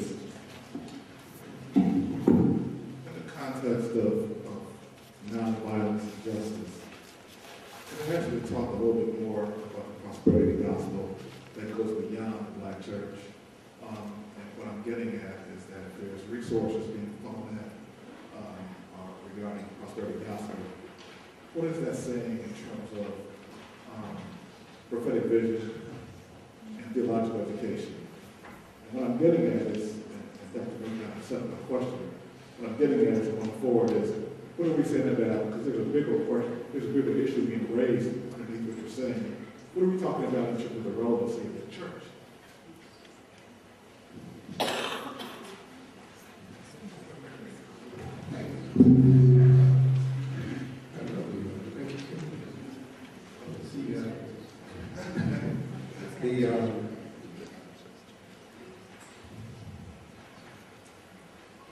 The old man's perspective, in terms of answering that question, is, I don't think, well, because we are here today, and because of our religion, because CRCDS is having this conversation, that's a sign of help. And it's going on around the country.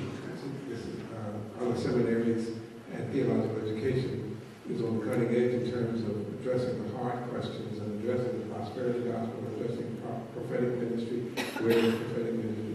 So it's happening when it comes to the seminaries. Go back to the names I called earlier, John Clerkin, Yolanda Adams, Kirk Franklin, Winan. They ain't going to seminary. So in terms of where the black church is in Memphis, it's the same fight that I grew up my whole life watching. This is not new in terms of the whole anti-intellectual, the whole not trusting, going to cemetery,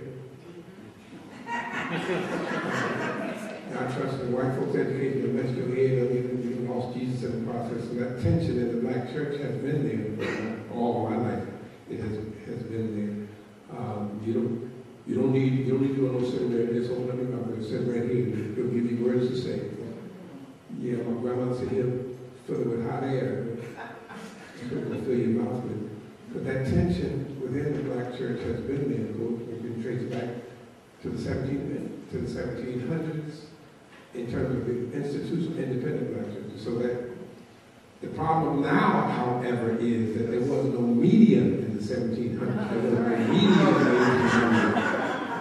There was no media in the 1900s like there is in the 20s, where a lot of folk, video streaming, I don't know how to get out of bed and go to church. Church, as we knew church, has changed radically, and a lot of young people have written the church off. So that's the biggest threat in terms of what about the future of the black church. How do we do what Dale Andrews and practical theologians are doing? How do we tie what we get here with the local church to make it meaningful and relevant to young people? I'll tell you about pausing in that last question, which I just want to come back to. John Kinney, Dean of School of Theology at Seminary Proctor School of Theology, Virginia Union. John Kinney said something very, very important, which I think in terms of what we have to do as both seminary faculty, students, and theologically trained clergy going out into the field of labor and field of service. John, those of you who don't know him, Dr. John W. Kinney is a dual DUAL PhD from Union Theological Marvin School and from Columbia University in Philosophical Theology. And he said his first Sunday back in the pulpit, he's both Dean of the School of Theology and pastor of a local rural church. Has been there 35 years at the rural church and at Virginia Union as a dean, PhD, James Coleman. James never forgave him for going back to the church and sticking with the academy solely. But anyway, he said his first Sunday back in the pulpit after he got his PhD, got the paper in his hand, PhD, he tried to preach everything he had learned in seminary in one sermon. And he told his members, we got to get rid of this Eurocentric thinking, we got to get the chains off our mind, we need black theology, we need black cultural affirmation, we need black.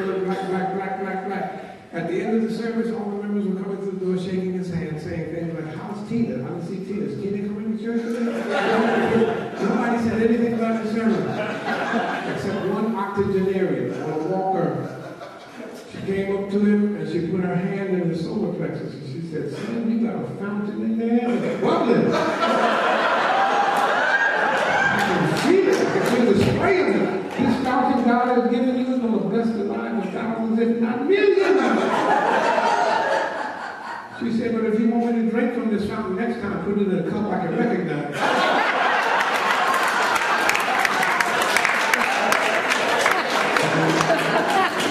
I think that's important, not just for the octogenarians, that's important for the hip-hop generation.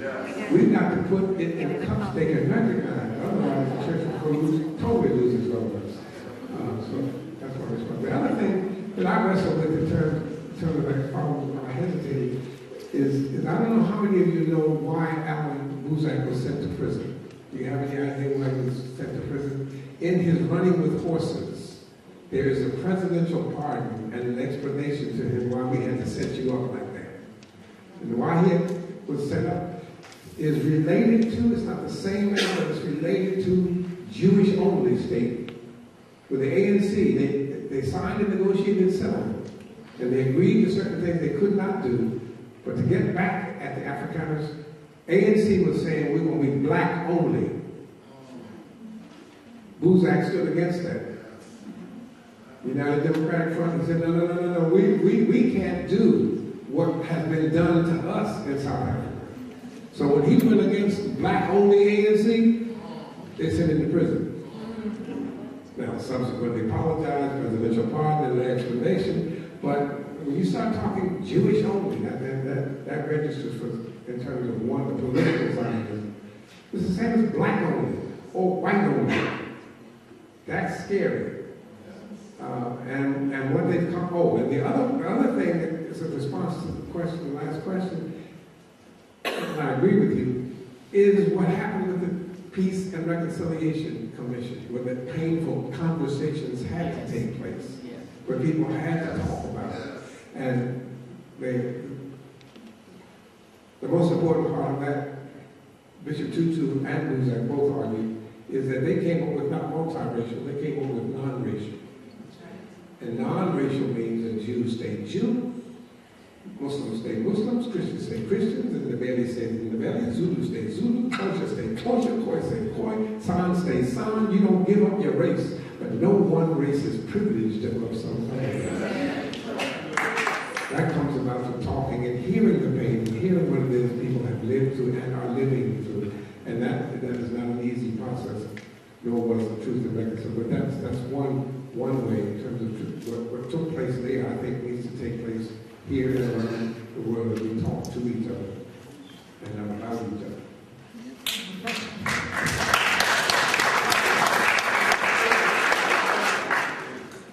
I would like to say first that as a Jew who lost his entire family in the Holocaust in Poland, I especially appreciate Rabbi Walt's remark that the tragedy of one people can never justify tragedy of another.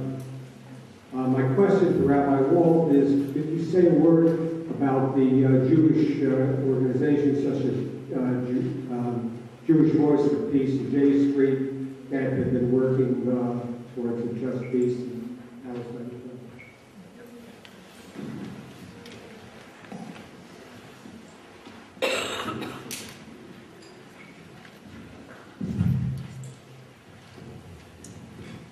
Well,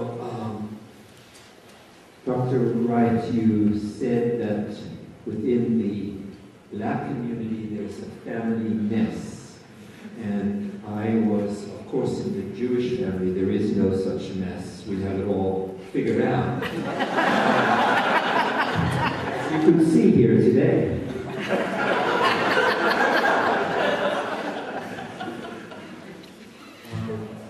But I do want to say, my dear friend Mark and I do similar work, but I am the rabbi to a congregation.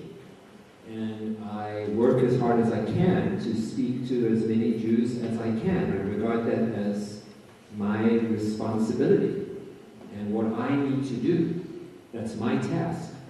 Because I believe that Jews have some really important conversations that we need to have with one another that are very difficult.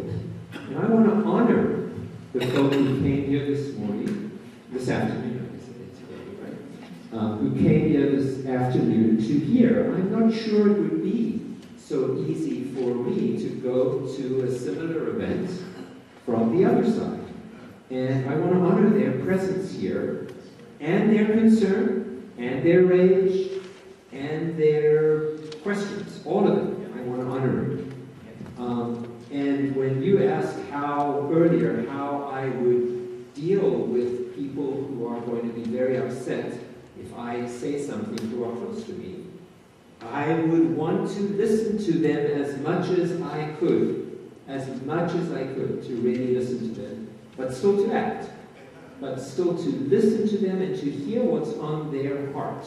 Because what Dr. Wright said about the Truth and Reconciliation Commission, when I heard you speak a moment ago, as a South African who grew up in a country where the only possible thing that we could imagine as whites was that blacks would murder us, because we couldn't imagine sort of what we thought we would get what we deserved, right? And the fact is that didn't happen, nor did the ANC intend it to happen. In fact, it fought against it happening. And it's an enormously redemptive and hopeful story for all of us, and for Israel-Palestine. I can't imagine Israelis and Palestinians and Jews and Muslims sitting down and doing a Truth and Reconciliation Commission that would go both ways. Because the Truth and Reconciliation Commission in South Africa also included telling the truth about violence that was done against whites by people in the liberation movement, right? Or against others in the liberation movement. So I think it's an incredibly, I just want to say I'm filled with hope as well. So to your question, Jews, and it's related to what I just said, there's ferment in the Jewish community, much discussion about this question. There's a lot of silencing, but there's much discussion too. I serve a small Reformed congregation, and my humble goal for that congregation is simply to have it be an open congregation. By that I mean, today the National Organization of Jewish Hillel at the various universities says that anyone who says they support boycott or divestment against Israel can't belong to Hillel. So out of everything that we've associated with Jewish religion, Sabbath, justice, all kinds of things, all kinds of amazing things, acts of loving kindness, beliefs, all kinds of things, the only thing that will disbar a Jew from being able to is basically loyalty to the state of Israel, not challenging the state of Israel. So I want to create an open congregation. And there are people who want to create open conversation and want to challenge it. And some of us are involved in an organization called Jewish Voice for Peace, which Mark is involved in, I'm involved in. There's a growing rabbinic cabinet of Jewish Voice for Peace. And Jewish Voice for Peace is a Jewish organization that is unabashedly and clearly in support of human rights and in support of justice for Palestinians and of security and justice for all in the Middle East. It is not an organization that decides whether there will be one state or two states or three states or a confederation or a federation or whatever imaginable, lots of imaginative things that we can come up for a way in which human rights can be honored, but it supports human rights. And it is a powerful organization. It is increasing in power, it's increasing in number, and it's especially powerful amongst young people. But as I shared with Mark last night, I have a rabbinic colleague who I have had these arguments with for many years, and just like it took me about 4 decades to get into my skull, what in my heart, what was actually happening, it took my colleague another 3 years. I totally forgive him for that. But no, I mean that honestly. I love him dearly, and I think there are lots of people, rabbis, people who are wrestling with the Jewish Voice for Peace is one home that people find themselves in. There's another home known as J Street, which is an organization that is, while Jewish Voice for Peace does not define itself as Zionist or anti-Zionist or non-Zionist, but includes people across that spectrum who all agree with human rights. J Street is a Zionist organization. It is pro-Israel and pro-peace. It is also a growing organization in the Jewish community. I personally doubt that it will survive in its present form because that's my own personal feeling, because its organizational mission is connected with the peace process and with two states. And as far as I know, there are 5 days left for that process. Because on April 29th is the deadline. Thank God there's a deadline. I doubt they'll keep the deadline. There's no other deadline that's being kept, and we need 5 minutes to midnight for the two-state solution for the past 2 decades at least. Right, we need 5 minutes to. So that's a challenge that J Street will have to face, but it's also an organization that organizes and is, in my mind, it's maybe far afield here, but it's more an in-family comment, but I think that J Street is primarily a Jewish identity organization. It is an organization of many Jews, many Jews are profoundly troubled by the actions of the state of Israel. Many, I would say, just vast numbers of Jews. And I think J Street serves as a home for many people who are profoundly disturbed, but because of the meaning of Israel to Jews in history during the Holocaust, and also because of the meaning that Israel has assumed because of the birth of Jewish life there and what it means, and because people have gone there and have associations there, and so on. It's very hard to come to a place where you say that you are not Zionist and you're not supporting the policies of the state of Israel. I think it's where many more Jews are going to go, and many young Jews are going to go. The young Jews just don't, they're in a different place. Although I will say, the same money that's being invested in bringing academics and clergy and mayors and everyone on free junkets to Israel is vast amounts of money are being spent on bringing young people to Israel. I think that has an enormous effect. I see its effect. What? Yeah, right, exactly. Let's take them from Howard, yes, and they target all kinds of people to go there. So I think that our community, the last thing I want to say on this slide, that I've answered too long, is I strongly agree with Mark. This, what I've just described at much too great length, is our family nest. It's our family nest. What I need from you, if you're not part of that particular family, of course we're all family, but if you're not part of that particular tribal family, I just need your love and support. That's all I need. I don't need you to change your actions because of my anxiety and angst, or my internal battles in the Jewish community over this issue. I just need your love and support. And it's our business to work out, much like it was the white people's business to work out how we deal with the problem of white privilege and guilt and race in America. It's not for us to turn to black people, African Americans, and ask them to solve it for us. We need to work on it. And Jews have our work to do. It's an enormously important task, and we're doing it in a completely messy, cantankerous, angry at times, violent times way, but we're doing it. We're working it through like any family. So what we need from those who are not part of that family is love and support, and we definitely don't need you to limit your actions, and definitely not to limit your acting on your convictions. Your acting on your convictions is vitally important to us. You need to act on what you believe. You have every right, not only every right, but every responsibility to do that.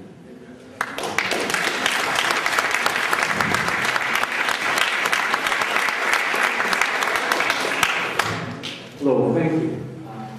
Thank you for recognizing me. I am a United Methodist missionary, and I've worked in the West Bank and Bethlehem for a year and a half.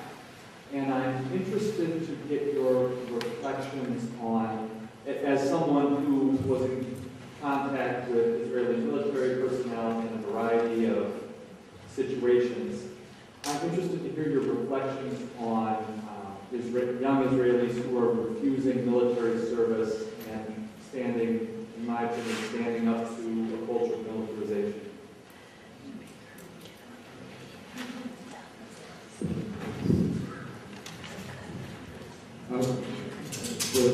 For your information, there are several movements. One that are called the Shministim, which basically means high school seniors. When you're a senior in high school in Israel, you go into the army, and actually you're raised to do that from the cradle.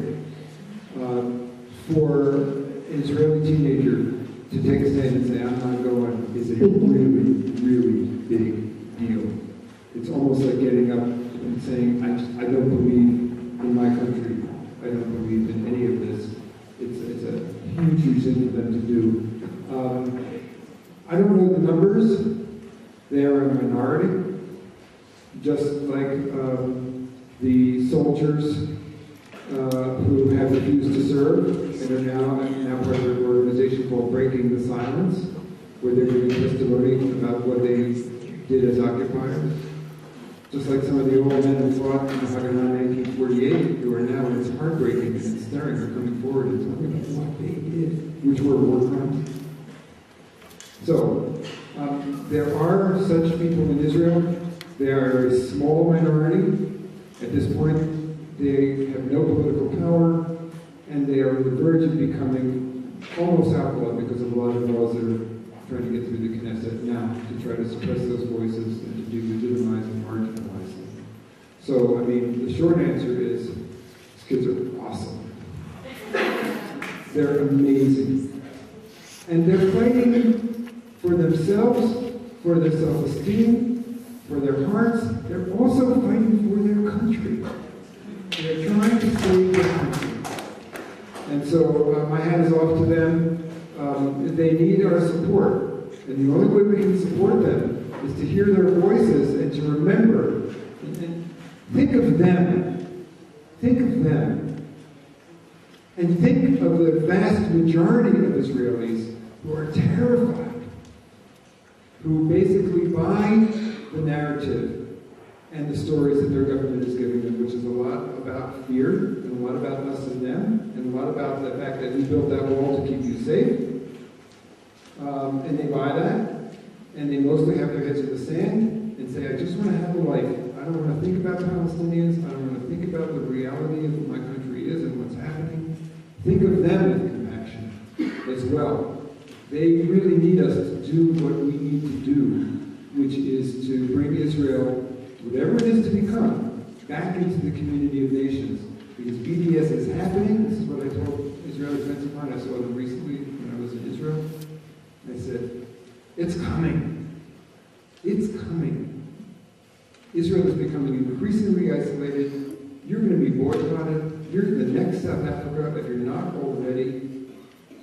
Just remember that this is to save you, and this is, and this is out of love. Sometimes people say, well, we can't boycott Israel because the Israelis are already terrified. And it's true. Israelis live in a state of existential terror. They think that the next genocide is around the corner. They feel that. They believe that. It's deep, deep, deep in the culture.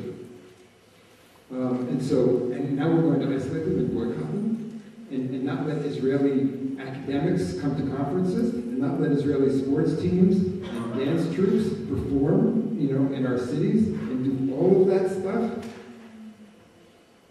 Don't you think it will hurt them? Don't you think it will make them feel more beleaguered? And the answer to that is, you know what? That's true. And it's absolutely necessary if Israel is to have a future. I mean, think about the South African blacks, who when the people were saying, well, you can't do that. You can't boycott South Africa. It'll hurt the very people you're trying to help. And of course, what South African blacks said was, are you kidding? You're afraid of hurting us? Do this. Do it, please. That's what we have to think of. So I think of those kids. What I'm about to say, I'm sure all of you know very well, but I think it's worth repeating anyway.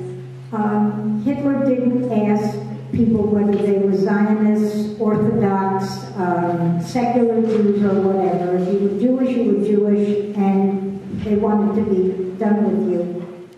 When the war was over, Jewish people didn't have any place to go, and this country, including a whole lot of others, were not very welcoming. In 1948, when Israel was declared a state, its neighbors didn't drop in with tea and macaroons to welcome them into the neighborhood. None of those things happened. I don't consider myself an Israeli apologist. But I will say this, it would have been helpful to me if somebody on this panel had been willing to talk at some length about what Jewish people in Israel are doing that's positive.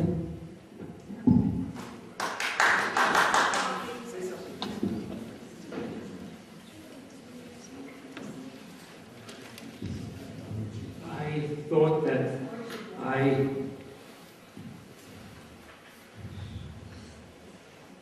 there are two parts of where I feel I want to respond to your heartfelt question. One is as regards the Holocaust and as regards the desperate state of Jews in the 1940s. I may not have said it strongly enough, I thought I did, that in my remarks, that Jews were among the most, I think my words were amongst the most desperate people in the world ever. And Israel was a place that provided security and home for a large number of those Jews, and therefore it's a redemptive movement for Jews. And I use the word redemptive, and I use that as a religious person. Redemptive, I mean as salvation, as basic life and death. So if it wasn't clear enough, I want to say that again. And I want to say that the tragedy and atrocity that was committed against Jews during the war was something that we all need to acknowledge, we need to live with, we do live with, and we need to live with the fact that, and we need to honor the fact that Israel was a place, one place that provided home and safety for Jews during the Holocaust. I also said the other piece, which I don't know how you feel about it, but you may not feel as well about that, that I don't think it in any way, that you may agree with that it justifies in any way doing something to another people. And then as regards the many wonderful things of Israel, I think I don't want to be defensive here because I don't think I need to defend anything, but I've spoke about the many positive things about Israel that I appreciate and love. I love Hebrew culture, I love Israeli music, I love Israeli literature, I read it in its original, I read it in Hebrew, I've lived my life doing that, and I love Jewish text and learning and culture that emerges from Jews who are living in the state of Israel. It's part of my everyday life. It's part of my everyday life, and I'm nurtured by it. So that's positive. And then I want to say, I heard Dr. Braverman, Mark, just say a moment ago, something really positive about the state of Israel, which for me is as important, and that is, I honor the incredible, just really, I mean the word incredible courage of Israelis who, in the situation of a militarized state that feels itself to be surrounded and beleaguered, to stand up and say, I don't want to be an occupier. And either I'm not going to serve in the army, or if I served in the army, I'm going to come straight and tell an Israeli public that doesn't want to hear, is willing to send me off to Hebron and to have me do all kinds of things that violate everything that they taught me back in Tel Aviv, in Haifa, in my middle class school. And they don't want to hear what I had to do there. They just want to send me there and not hear from me. I'm not going to settle for that. I'm going to tell them what I did in their name, because I know that we won't be healed until that happens. So I admire all those people in Israel, and I know lots of them, who have incredible courage. Some of them are dear friends, and some of them are people I've just met over and over again. I honor that about Israeli culture. And I personally mourn the fact that they're marginal to Israeli society. But marginal people are powerful often. It's marginal people who make change first. It's people who go out and make change. As Dr. Wright said, I haven't fully assimilated what Dr. Wright taught us this morning, which is that, and maybe I'm just naive, how much the black church didn't support Martin Luther King. And Martin Luther King, and not only Martin Luther King, but the black, what Vincent Harding, my friend, likes to say, the black-led Southern freedom movement was able to accomplish is enormous. Enormous. Didn't change all of America. God knows there's lots of problems and lots of remaining racism, lots and lots of it, but it did change. So I don't know if that gives you some of the things that I really appreciate about Israel. Thank you so much for asking the question. Thank you.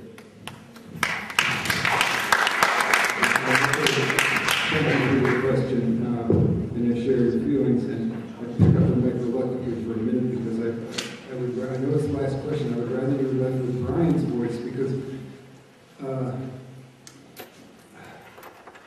I so treasure and value his ability to be fierce and prophetic and yet gentle and compassionate at the same time. And I need to learn more of that gentleness and compassionateness in Brian.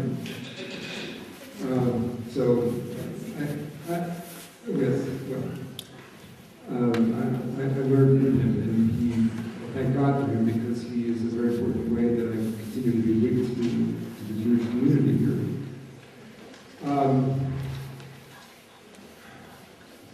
The citizens of Israel today, the Jewish citizens of Israel today, I see very much as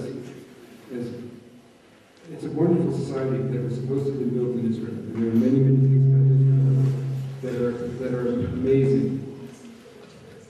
The citizens of Israel today are the grandchildren and great-grandchildren of people who came, refugees themselves, were fiercely ideological and idealistic people who wanted to build a utopian society.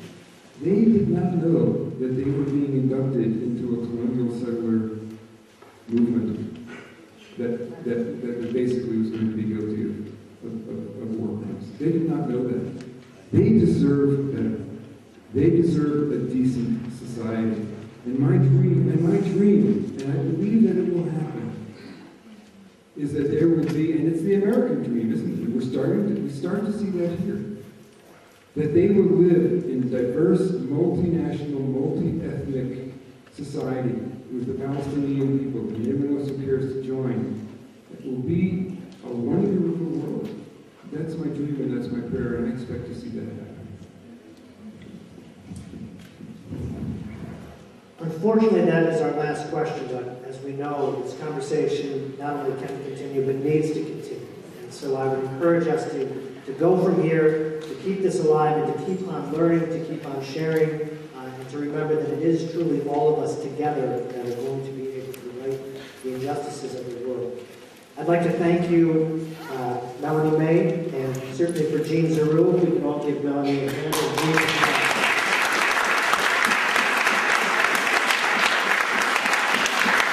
To our three panelists for their challenge to us, for their listening to us, for offering and sharing what they have as well. I think we give them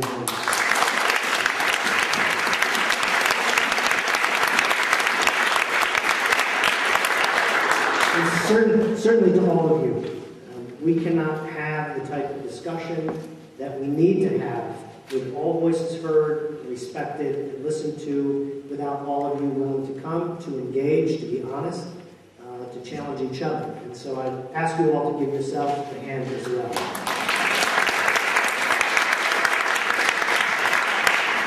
And finally, it's always after a long afternoon, it's the unenviable task to be the one that's delaying you from the exit. But bear with me for one more minute. First of all, you should all have an evaluation form with your at your seat. If you could fill that out and just leave it at your seat, we will go by and collect them. So you don't have to worry about putting them on any table or any basket. Just please leave them right there once they are filled out.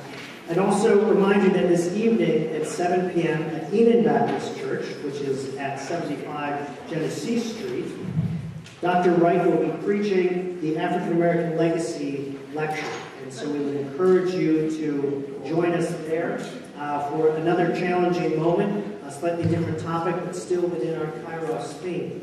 Tomorrow morning, we'll be back here on the Colgate-Rochester-Crozier campus for a communion service at 9:30 a.m., and Dr. Wright will be preaching at that service. At 10:30, we will continue with our Stuber lecture, the second of our lectures, where we will continue to struggle and wrestle with this issue of Palestine. And again, Dr. May will be there to share Dr. Mrs. Zeroux's words of wisdom and experience with us.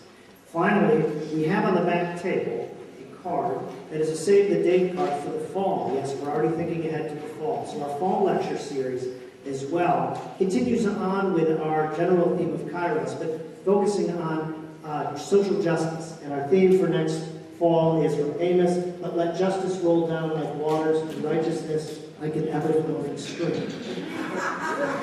As you know, at the heart of Colgate-Rochester-Crozier is this need to address justice, to address social justice, to fight the injustices where we find them, even when they are uncomfortable for us. And so, as we leave here, as we continue on, I ask you all to sit with that struggle, to not set it aside at those difficult times when we just can't bear it any longer, because there are always people who are suffering in a very real way as a result of these injustices. And that has to linger with us, has to stay with us as we go from here. So again, thank you very much for attending today. We hope to see you this evening. If not this evening, tomorrow, but if not tomorrow, sometime soon, not the least of which is next fall. Thank you very much.